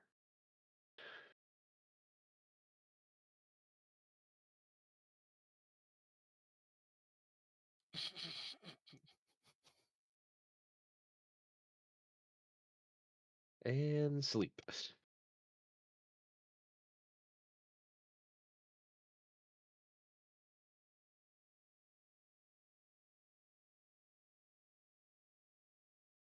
So, who's got open attunement slots and wants to have fun?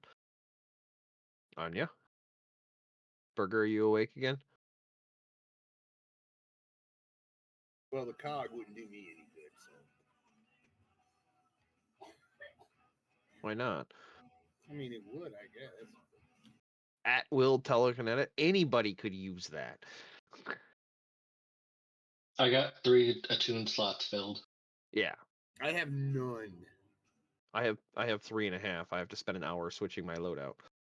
I have none. You're not attuned to anything? Oh yeah, that's right. You blew all your magic items up. That's right. I have no magic. No magic at all. Could give you the scimitar speed back. Yeah, we could do that. Dern, how many items do you have?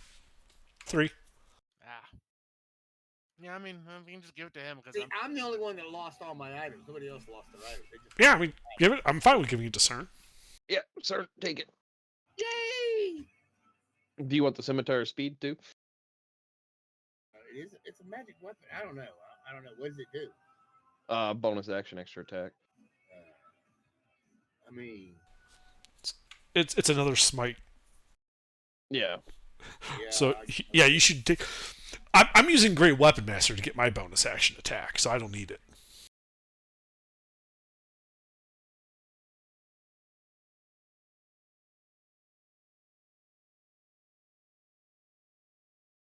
But yeah, for me to use it, I'd have to take off the braces of archery, spend an hour tuning the scimitar speed if we knew we were going into a heavy melee.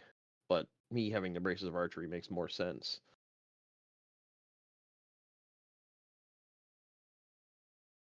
So, yeah, you go ahead and take the scimitar speed, and then, well, figure out attunement later. I'd say for the 2, spend an hour right now. And this is the mummy arm. Actually, wait 1 second. Ooh.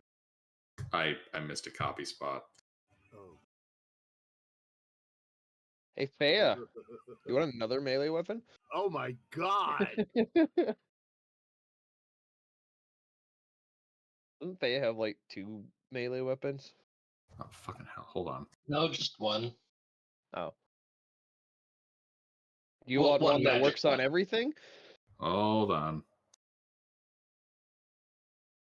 It requires attunement. But you could drop the humanoid sword that we don't get much use out of. That one doesn't require attunement. Oh, that one doesn't require attunement? That's surprising. I got There we bracers, are. defense, ring of protection, and shard of the ice rune. Ah, okay.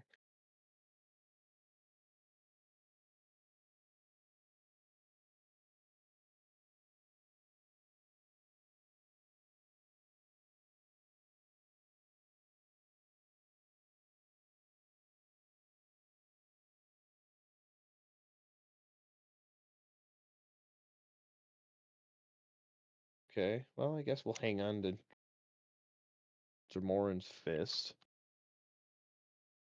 Replace his right arm. It work like that, like the arm of Vecna. Yeah, it works Yeah. kind of like that. So you could take your own arm and put that on. Do you want it? I mean, You're the only one sitting with open attunement slots right now. right. So I can grab both of those, and it'll take me a minute to write all this down. But yeah. Yeah, sure. What's the worst could happen? He went from having no attunement slots filled to, his attunement slots being in a fucking queue.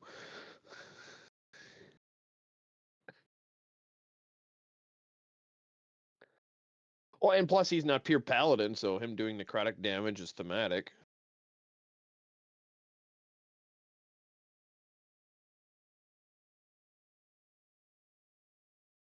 So, out of random question, are you going to use the Vorpal sword to try to remove your arm? Like I did that one time before realizing the problem with what I was doing? I don't know yet.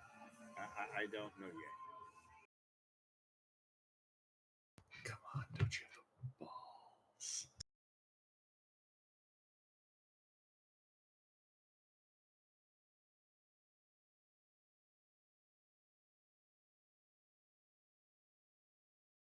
Wait, is CERN even smart enough to understand that chopping off his own arm would get him a new arm?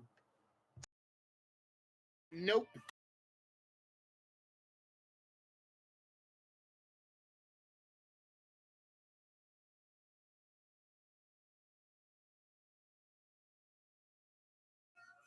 But there's party members that he can ask to help.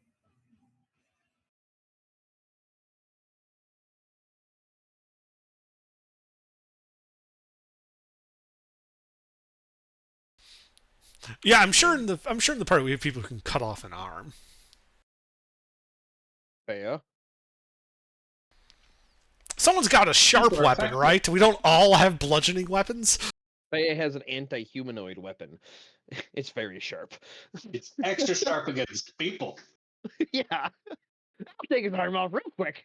Groovy. Ah. Let's try. Well, I mean, do we want to spend another hour so you can attune to the fist at least? I would like to, yes. I mean, I'm okay hanging out in the treasure room. Yeah. All right.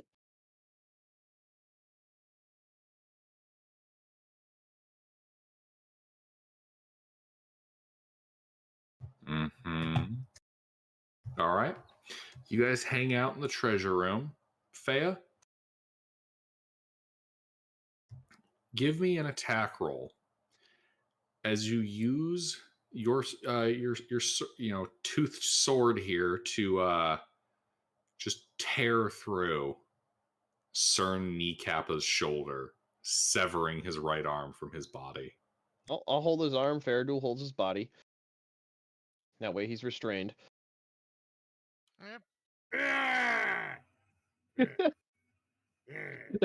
They're sitting there like, wait a minute. That's probably fine.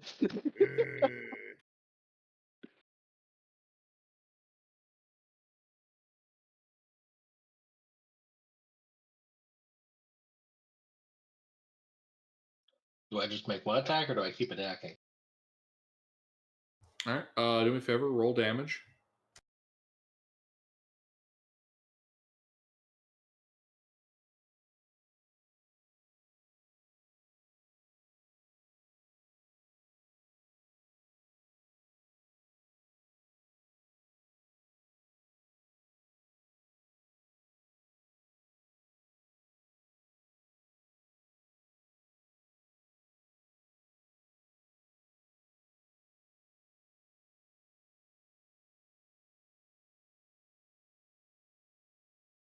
All right.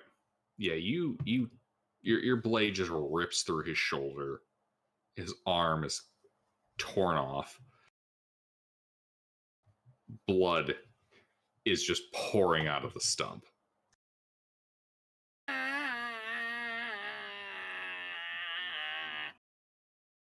I cast Cauterize Wound. No, you hold the rotting arm up to it and you just kind of jam it in there and hold it.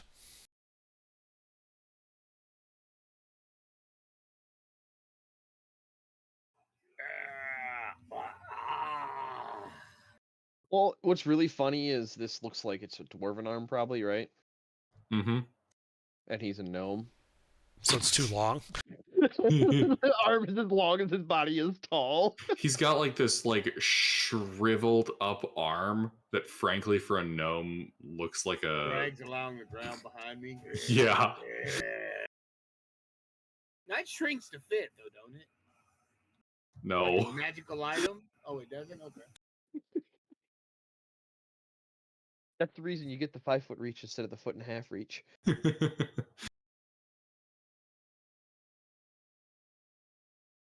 I think that'd be kind of make it hard for him to socialize. Dragging a dead, twisted arm behind him. I mean,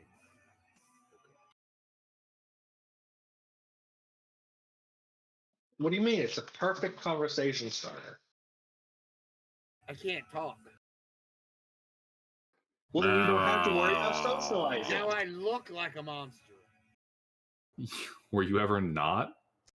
Yes, I was a gnome at one time.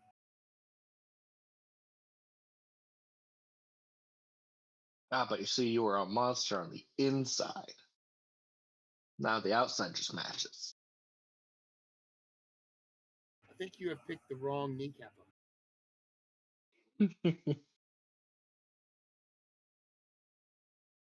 All right. So an hour passes as you attune. I need some stuff from you as you attune. First, I need a D100. Or actually, I need 3 D100s.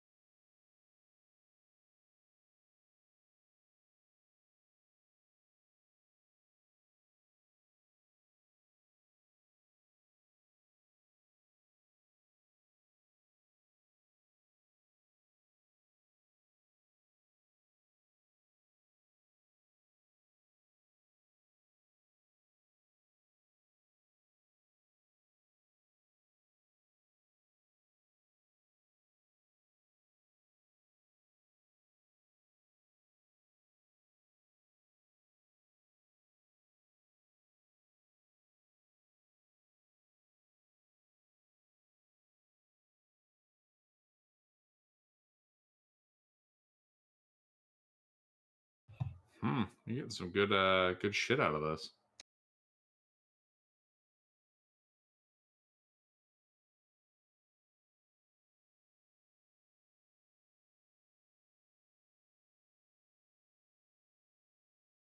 Here I was worried it was super cursed, hidden from identify.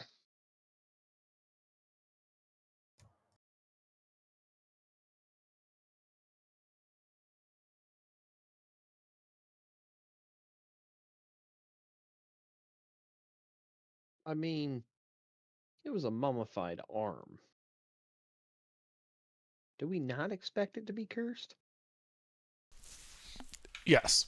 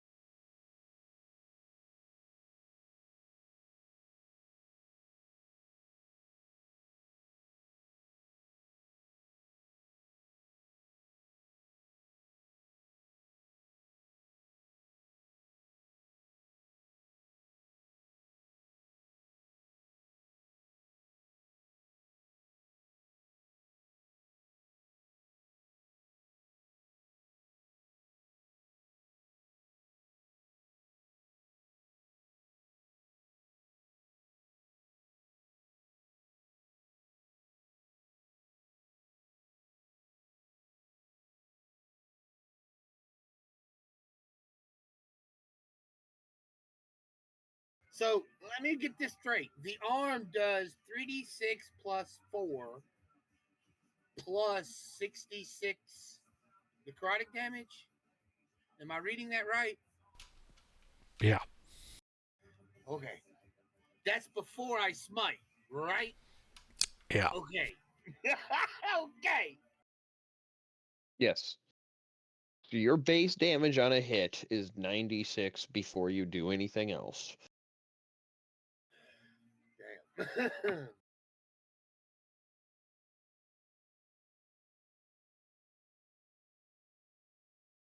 But your smites now cause you pain.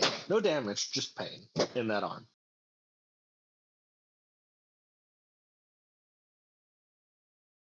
Oh, okay, yeah, because it's a holy arm. It's an unholy arm, and I'm doing holy damage out of it. Hmm.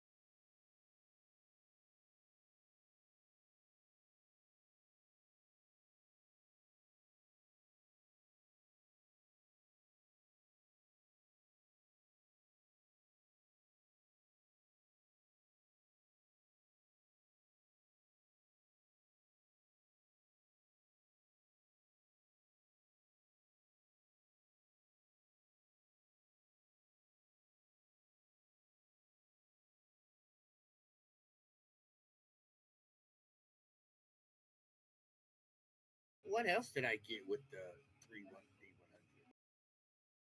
3-1D100? You'll see.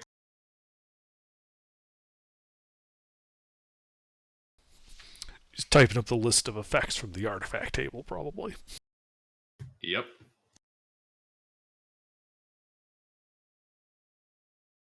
So now I can sling people around and pull them into my death hand.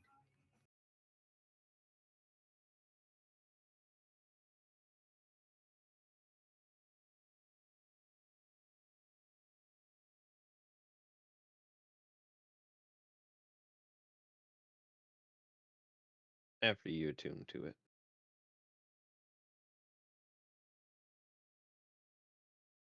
I'm gonna tune into both of them at the same time.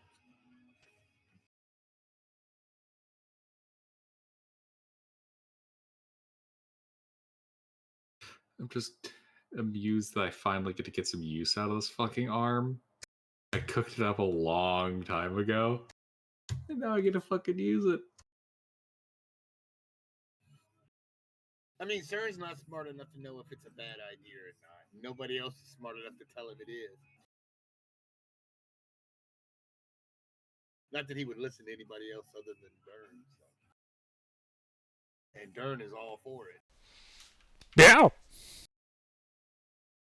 I mean, worst case scenario, I just give you the ring of regeneration for a few days and it grows your arm back. It's true.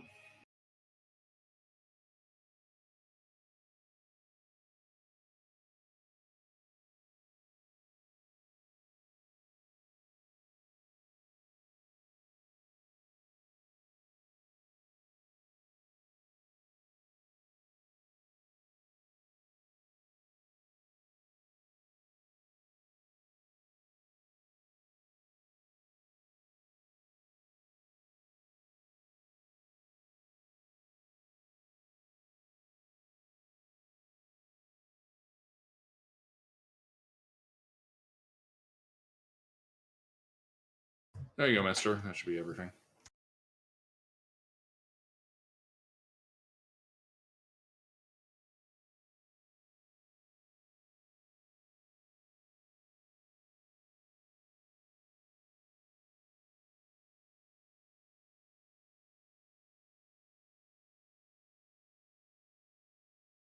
Oh my god.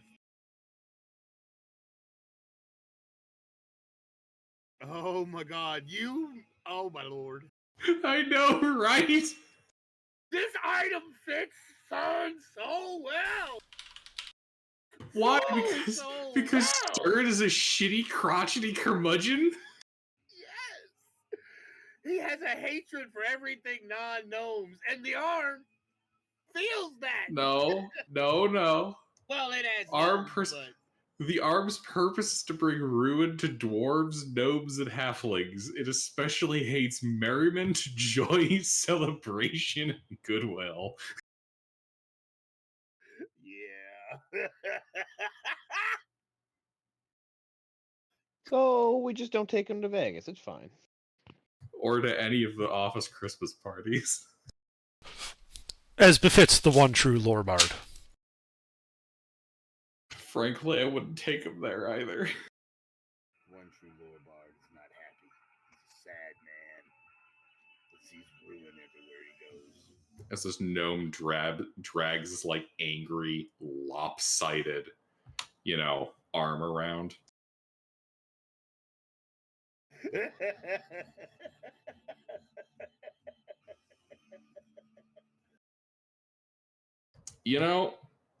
This does bring another question to the fore.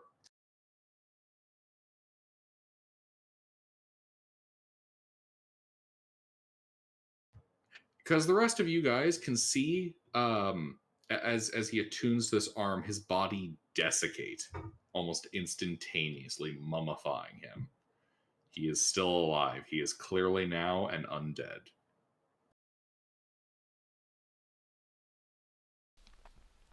Yeah, you might need some lotion there. Yeah, just a little bit.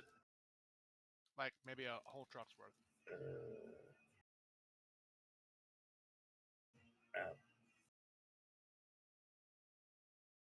Yeah.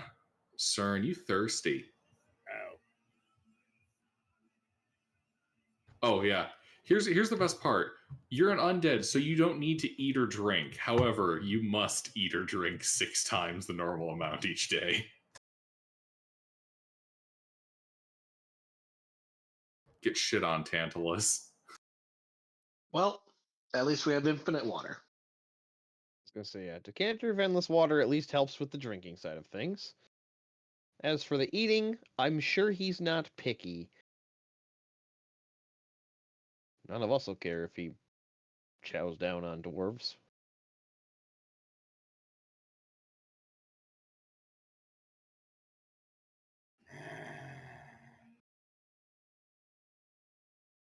So, how does he feel about Lorbard now?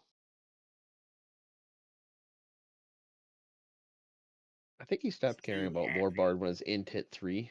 He's too happy.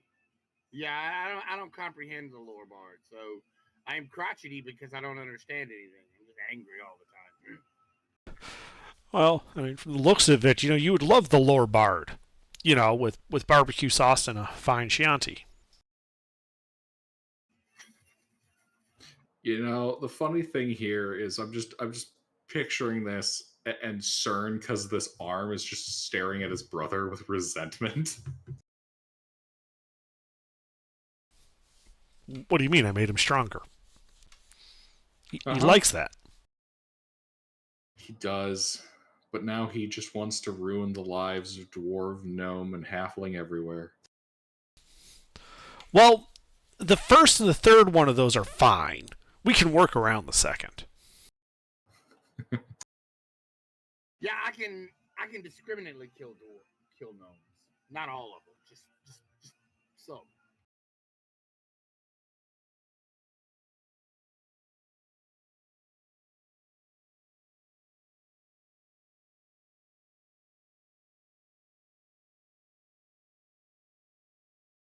But okay.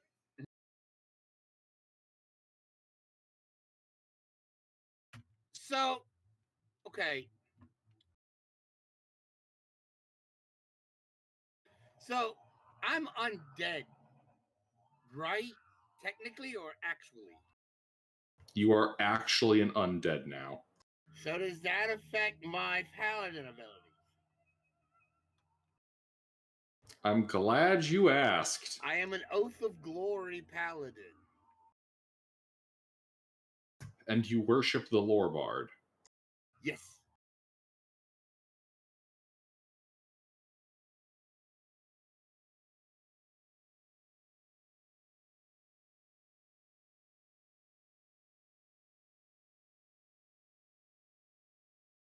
You I may mean, maintain we're your just- paladin powers. Okay, because we're just one Faya swing away from chopping this some bitch back off. I mean, what I mean. Doesn't say it's a cursed item, so I just curse everybody I touch. But Just don't touch yourself. Not that you have much left. I mean,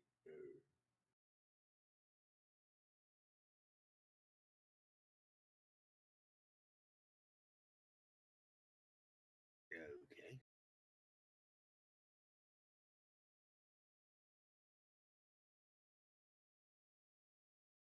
This is the strangest character. Yeah, we've really I shouldn't say we. You've really mutilated CERN in the last few weeks. I mean, you've given me opportunities to, so.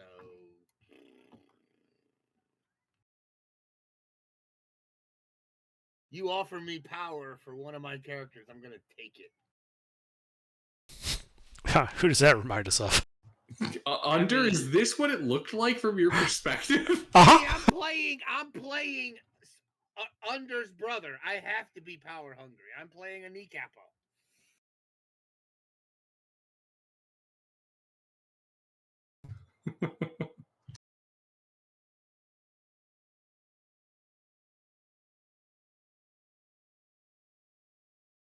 Well. Okay then.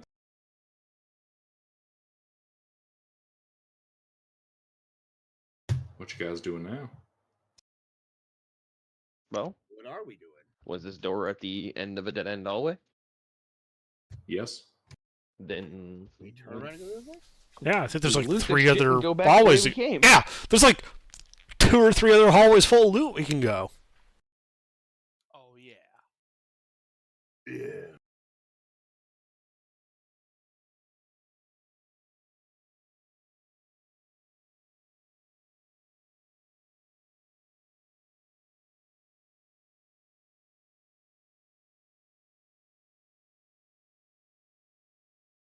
All right, where are you guys going next?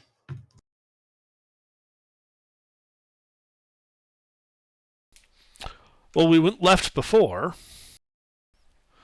I think Faradil, you so good leading? Sure.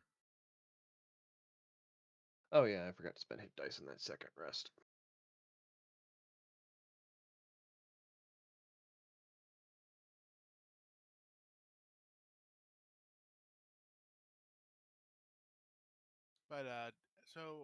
But we went down one way when we met the dwarf statue. We need to go the other way. Mm-hmm. And initially I said left, but did the squid go left or did it go right? Squid Games. Well, we went this way to find the squid, and Yes. there was no other ways to go, if I'm understanding where we No, are there- correctly. No, there was a left and a right at the dwarf statue. Oh, there Oh. was? Correct. No, then we should check out the other way. Go Oh, the yeah, other way. I just don't know which way the other way is. Well, it's the way we're going. Well, there's the Well, there's that. statue. Well, yeah, but so we'll go the other way that we didn't go. Uh-huh. You just walking through? Hell, well, Yeah. the magic, the bag of holding condom is still on there, so yes. Well, no. We took it off.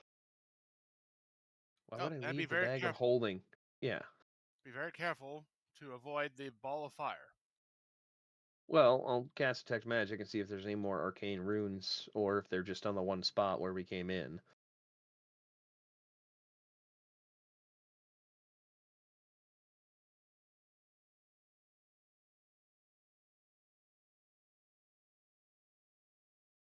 Like, is it safe to cross without triggering the statue? It is. Okay. It's just that one trip line. Yep. Okay, cool. Then I'll go the other way then. All right. You get about 60 feet as the corridor turns before reaching a cave in. You can see a body sticking out from underneath the rubble, just like the legs, and you can see a little bit of their butt. Looks like whatever body this was, they were wearing some rather worn looking boots and like some kind of peasant pants. Body looks like it's decayed a bit. Are the boots my size? No, you have Oh, bigger feet than a dwarf. damn. All right. I still go over to check his pockets though. All right. So you have to unbury him a little bit, just to get at it nicely. Yeah, sure. That shouldn't be a problem. I have the tools. Strength. Anything pinging on Detect Magic? Nope. Although you unbury him, and as you lift up one of the rocks, the body begins to twitch and move a little bit, I hit like the it's body trying with to a sit rock. up. I hit the body with a rock. I hit it. Give me an attack roll. Actually, you know what? That's not even necessary. You hit the body with a rock, and you hit them with again, and then again. The body just kind of keeps twitching till you hit it again and again, and then it finally stops moving. Oh, that was weird. And then unbury it, and I put the rock down and wait. Give it a few seconds. All right, then I check his pockets. All right. There is not much in his pockets other than a spool of copper wire. If you unspooled it, you think it'd be about 15 feet long. I take copper wire. I put that in my pocket. Ah, so we definitely found him on the ground. Actually, no, I'll throw that into the party fund. So I huck it to Sinclair there. All right. I insert into the bag of tricks my backpack. Excellent. Does it look like there's more that's easily accessible past the cave-in, or is the cave-in like pretty solid? It looks like a pretty solid cave in. All right. Well, let's head on back, and we got 3 other hallways to check.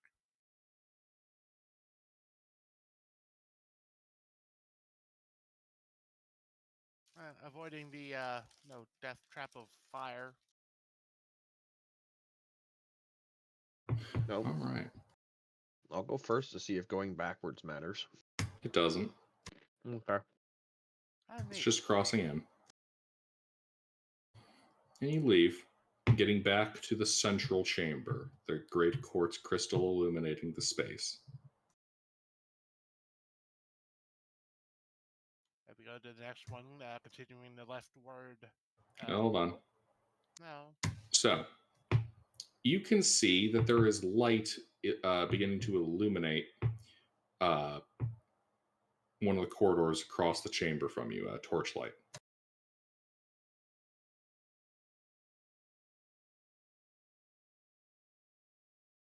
And you can see emerging from that corridor a few of the human soldiers from the various petty kingdoms in the region. Oi! They shout across the room. Oi! Oi! Now we hear you. What are you doing? Looking for a hat. You? Fucking lost. Well, the entrance is that way. Alright, thanks. Of course, mate. There's not much this way. It just takes you over to one of the dwarven dormitory areas. Did you find So- any hats? Yeah? Suppose they had hats? Oh, but you left them over there. Yeah. Okay. I mean, honestly, there's not much over there. It's just an old dormitory. Dwarves evacuated it when we breached this area of the hold. Thanks for the info. Yep. Take it easy there, guys. Yep. They take their bags of their sacks of stuff and they start going up the stairs to the exit. I bet they didn't find half the loot that they could have gotten.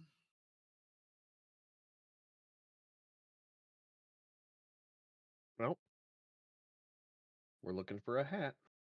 Yep. And there be hats. But the shiny hat's probably not in the dormitory, but we'll check. Probably. But we'll get to it in due course. Let's be systematic about this. Indeed, we have to get everything. Full Skyrim exploration achievement. Mm-hmm. See, they aren't proper explorers like us. Oh, of course, of course.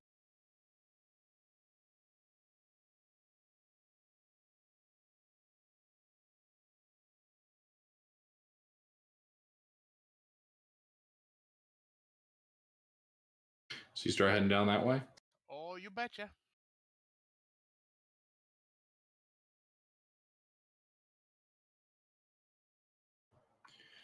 Alrighty. So.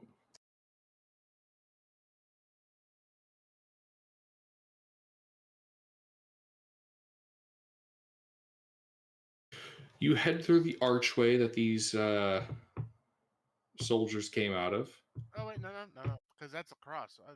Continuing the leftward spiral. Okay.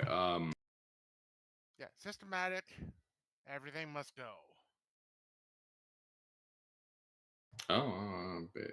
Big summer blowout. Okay. Bum ba-dum bum bum bum bum. Where the fuck is it?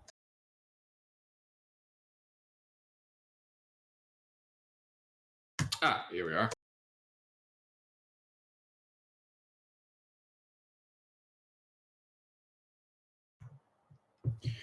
So, you follow the corridor, reaching a portcullis, which has been shut. Well, that sounds like a place we need to get into. Is like the protocol well shut, or is it did it get caught up on something? It is well shut. You know what? I'm just gonna try to lift it. All right, give me a strength check. I will help. Give me a strength check. Yo, Faye, you want to get in on this? Are we rolling at advantage? Yeah. Because of that. No, you're just each rolling a strength check. I start taking bets with myself because nobody else here will bet with me. Ooh, I got my hands were all slippery just- and sweaty. You should have advantage. Straight up on strength bowling, or wouldn't you? athletic? Nope, you're making your own strength check, CERN. Oh. Yeah, I checked before.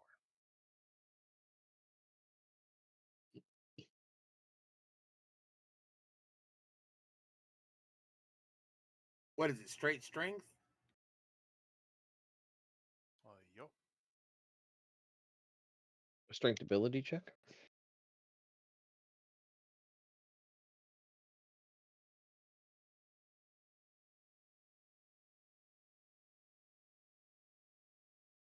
All right, that is just enough combined. As you guys manage to lift the portcullis up, people can start getting under. Oh, sweet.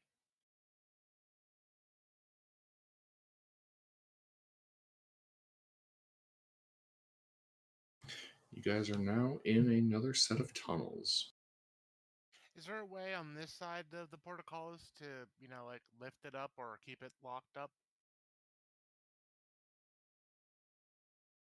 Sorry, what? Is there a way on this side of the portcullis to either lift it all the way up or to lock it in place? Like is there like a crank or something here? There is not. Is there rails on the sides of the portcullis? Something that's riding in? Yes. Okay. Python. Python. Python. Python. Mm-hmm. All right. Nice. That way, in case we need to make a quick escape. Mm-hmm. Onward and downward. All right. So you advance down the hallway about 40 feet, reaching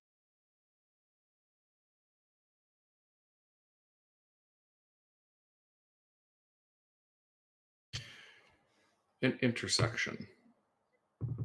You can see here, just on your left, is a set of double stone doors. About 15 feet ahead of you to your right is another set of double doors, these ones made of iron banded wood. And then past that is another set of double stone doors.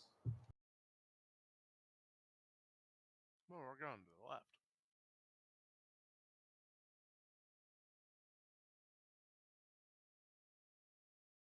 All right, you go to the left. You open those doors. You can see the corridor goes forward 15 feet before turning north and then back east again. Yeah, well, that's the way we're going. All right, you keep following it. You can see here that one end reaches a dead end and it turns to the south. About 25 feet before turning to the right. And then there's also a straightaway going a further 15 feet before turning to the left. All right. I mean, there's no other branching offs there, so go that way.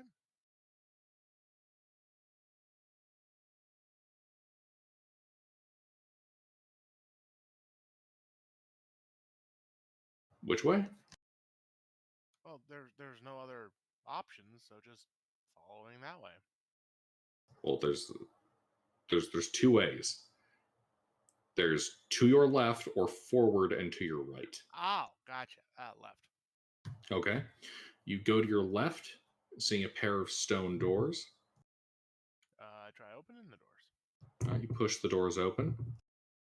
You can see ahead of you is a chamber. Up to the north, just on your left, is a set of wooden doors, these ones banded in iron. And then past them on your right is a set of open stone doors with a corridor advancing further to the north. Is there anything in this chamber? There is not. To the left, then. You walked in a big circle. Oh, and then we go back, and then we go to the right. Well, you haven't gone through the doors on your left. Oh. Are you going back to the right, or are you going here on the left? I'm going back to the chamber if I recognize that that's going in a circle, and I'll go to the right. All right, you go back to the right.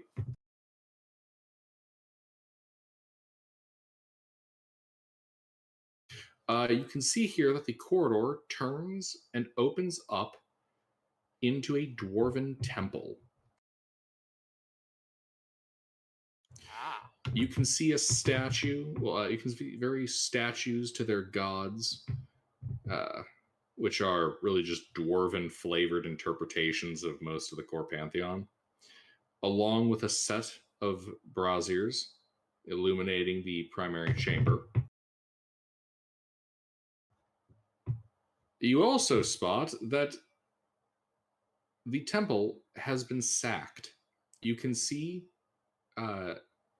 3 what look to be dead dwarven paladins, along with several dead clergymen and common dwarves.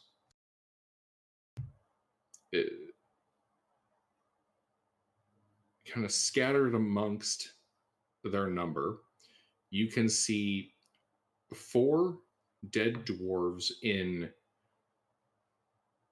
well, rather strange metal armor with these rather elephantine looking feet made out of looks like clay, and arms that end in metallic pincers. One of these strange looking dwarves you can see is kind of idly standing in the center of the chamber, just kind of scanning the altar. Oh, they must be more automatons. Is there any place in this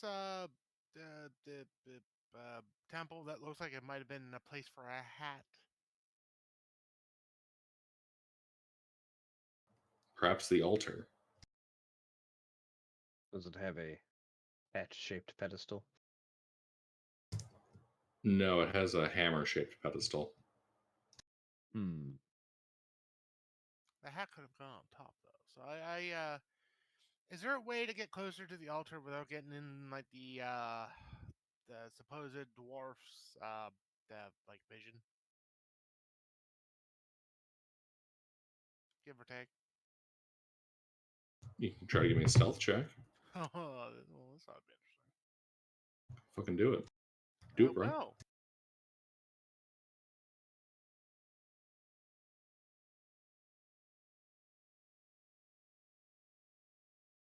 All right. So you do some classic Skyrim style sneaking, and then just as this like dwarf's head turns, It just looks right at you as you're trying to cross over to the altar. You can see that its face is pallid, and like the front half of its skull has a plate of metal bolted to it, and one of its eyes are replaced with a metal socket and a red gem. Okay, so it's either the Borg or the Admech. Got it. It then begins slowly lumbering towards you. Well, at least he's not in a hurry. Yeah. You can hear the clicking gear movement of its body as it walks towards you. All right, well, while he's taking his sweet time to get over here, I just check around the altar for like hat-related paraphernalia, iconography, icons. Iconography? Yeah, that. Give me an investigation check.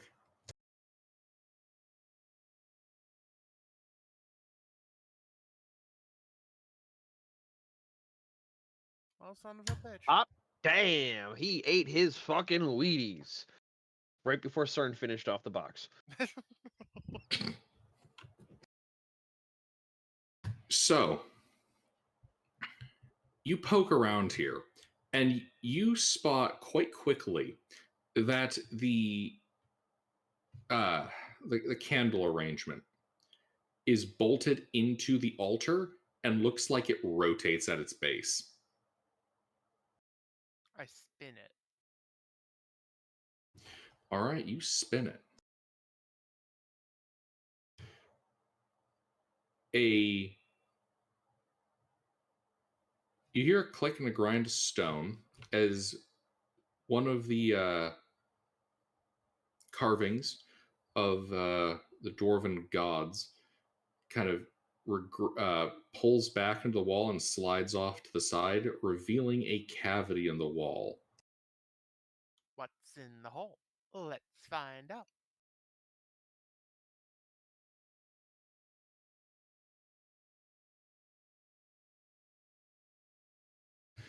Inside it is a dusty tome, 500 silver pieces, and a 500 gold piece diamond. Ooh, well, that's gonna be handy. So I pawn them off to Sinclair, and I kind of just quickly read through the book, see what the book is about. As you know, I read to see if there's a title on the book first. It is untitled. No. I'll give it to somebody who does the magic, because I don't want to like blow up my face. Isn't there a construct slowly moving towards you? Yeah, but he's being very slow about it. It's quite literally like just like it's walking up to his original point, and as he walked to stand from the altar, it literally reaches that old point before scanning and turning to follow him. It's moving real slow. It does not appear to be in good condition. You guys can see as you're watching it this like mechanical movement of its legs. It's walking like one of them is locking up in the middle of movement.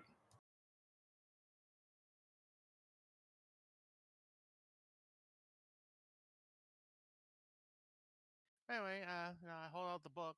Anybody want to, check it for like magic or anything? I mean, I can. Yeah, that'd be good, just in case. It'll take a second, and your friend might Okay. catch up in the 10 minutes it'll take me to cast No, Detect that's all right. Magic. I'll just walk to either side of the room. It'll keep him busy. So I start ritually casting Detect Magic, and Faradul plays Kite the Automaton. Indeed, the automaton is kited. All right. About halfway through your spell casting, as another lap of the fitness gram pacer test is completed, the this dwarf, that leg that's been locking up fully locks, and it tips over to the side of the ground. Its metal arm and claw, clanging on impact. I mean, I could try to fix him. The dwarf automaton is just kind of staring at you with its gem eye and its fleshy eye, just mouth opening and closing like a fish. Kind of want that gem though. Is there a way to tell how much, like, how fancy that gem is? I can't get real close, like, but like out of the reach of its arms, and like kind of give a rough evaluation. Without getting close to it, it's hard to, Ah, determine what value a gem is. actually, I go over to the other ones that didn't get up and try to, chase me around, and see if they still have their gem eyes. They do. Ooh, all right. I get a closer look and see how much they're worth, roughly. Are you proficient in jeweler's tools? No. You got no idea. You know how valuable a diamond is on site because you're an adventurer, and you guys all know how to identify gems that can bring you back from the dead. Well, it's just the number of faces. That's all that. Oh, this one has 16 faces. It's a 300 gold piece diamond. Yeah, sure. It's standardized. This one has 33 faces. It's a 1,000 gold piece diamond. Ooh. I just try to open these eye sockets up to get the gems out. Okay. Very bluntly and badly. Okay.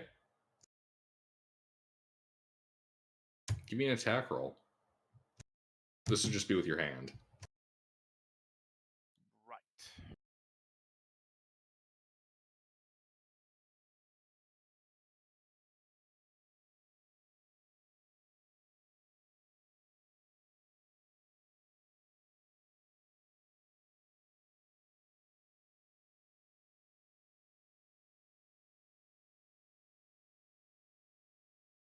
All right, you just reach in and grab this like metallic chunk on the skull and yank. You pull out the metallic eye socket and rip open the plate that was bolted onto the head. As you do so, the chunks of brain matter get pulled out with it. Ew. It's rather messy. You can see that it looks like there's thin wires of copper and other metals just threaded throughout this dwarf's head. Like all into the brain and the eye socket, and it's even looks like some of it stretches into other parts of the body. Man, dwarves get up to the weirdest shit.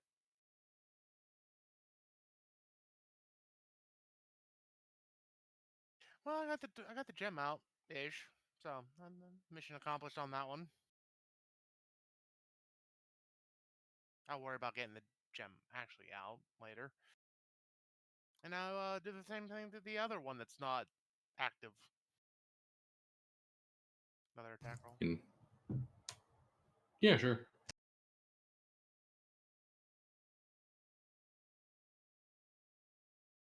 Getting better at it.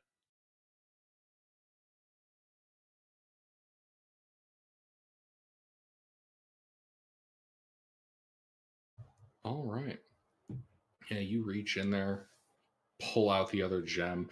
This time you gauge your attack a little bit better, and you just pluck out the metallic eye socket.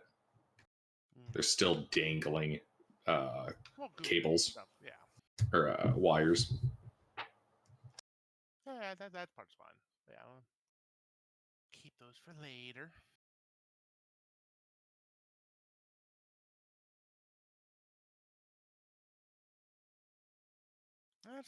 That's all I'm amused with until find out if the book is magical.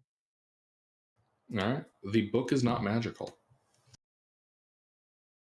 Well, while I finish the detect magic, I'll open the book. Anything within 30 feet of me at the door here, or wherever I am.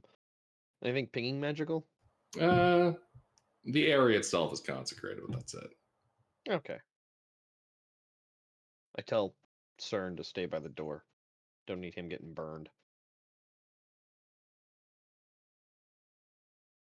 Yeah, you flip through the journal. This appears to be the journal of the head priest here. flicking through. A lot of it's pretty mundane stuff.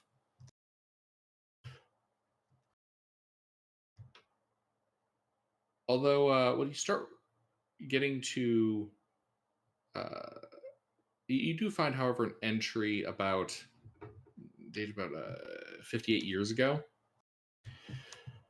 where the head priest here, when he was out traveling with some other of the dwarves' holy men and a few paladins, they came across a rather large man made out of clay, who they got into a fight with before managing to, while he was distracted, loot the strange treasures that he had at his cave.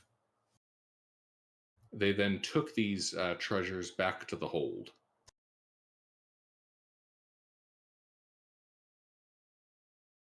The loot was apparently interesting and valuable enough that it did a lot to accelerate his rising in the ranks.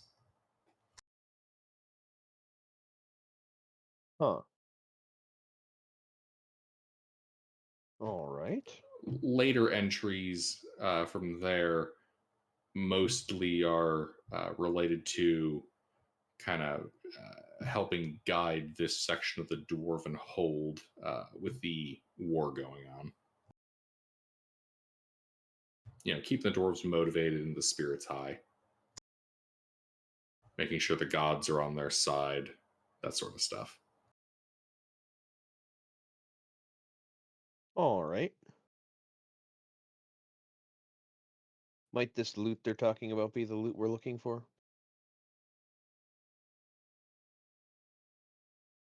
It is unclear. Despite the effort he puts into describing how impactful the loot was, he does remarkably little describing of the loot itself. Ah.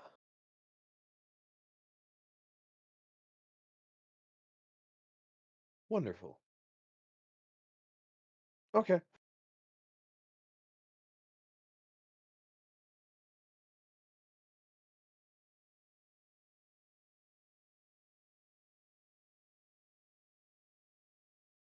Let's see.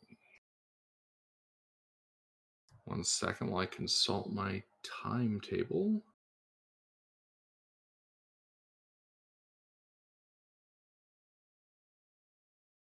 Because some stuff happens.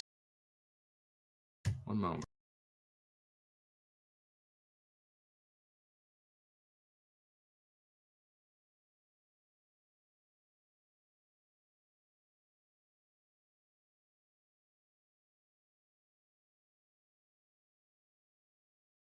So as you finish reading this, you guys can feel the ground kind of begin to shake in this cavern, or sorry, in this section of the hold.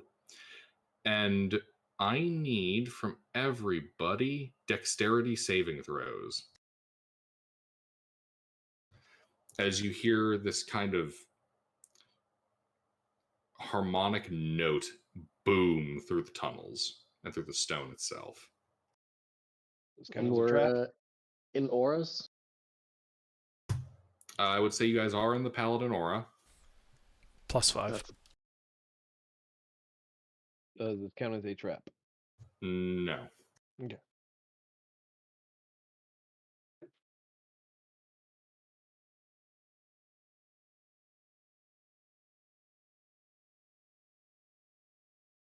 All right. Fair will pass. CERN. Fail. Fea. Pass. Sinclair pass. So it's just CERN and Dern that are knocked prone. As everything begins to shake. Oh, wait, hold on.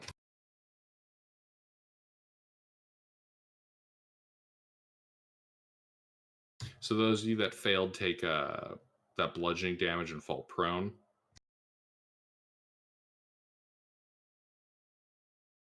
And you can see that the structures here, like the stone walls, have cracks forming in them.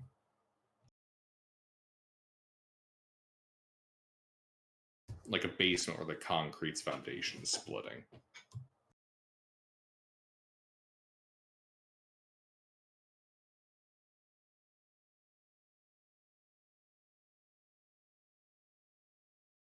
After a moment, though, the quake subsides.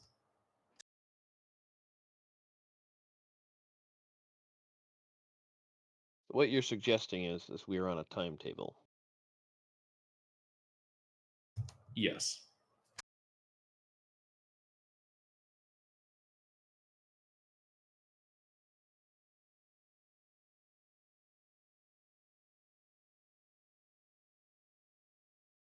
Oh, fun.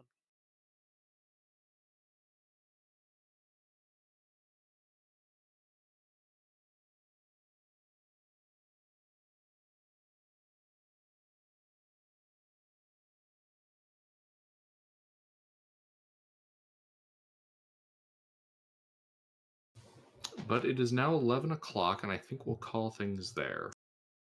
Especially because my brain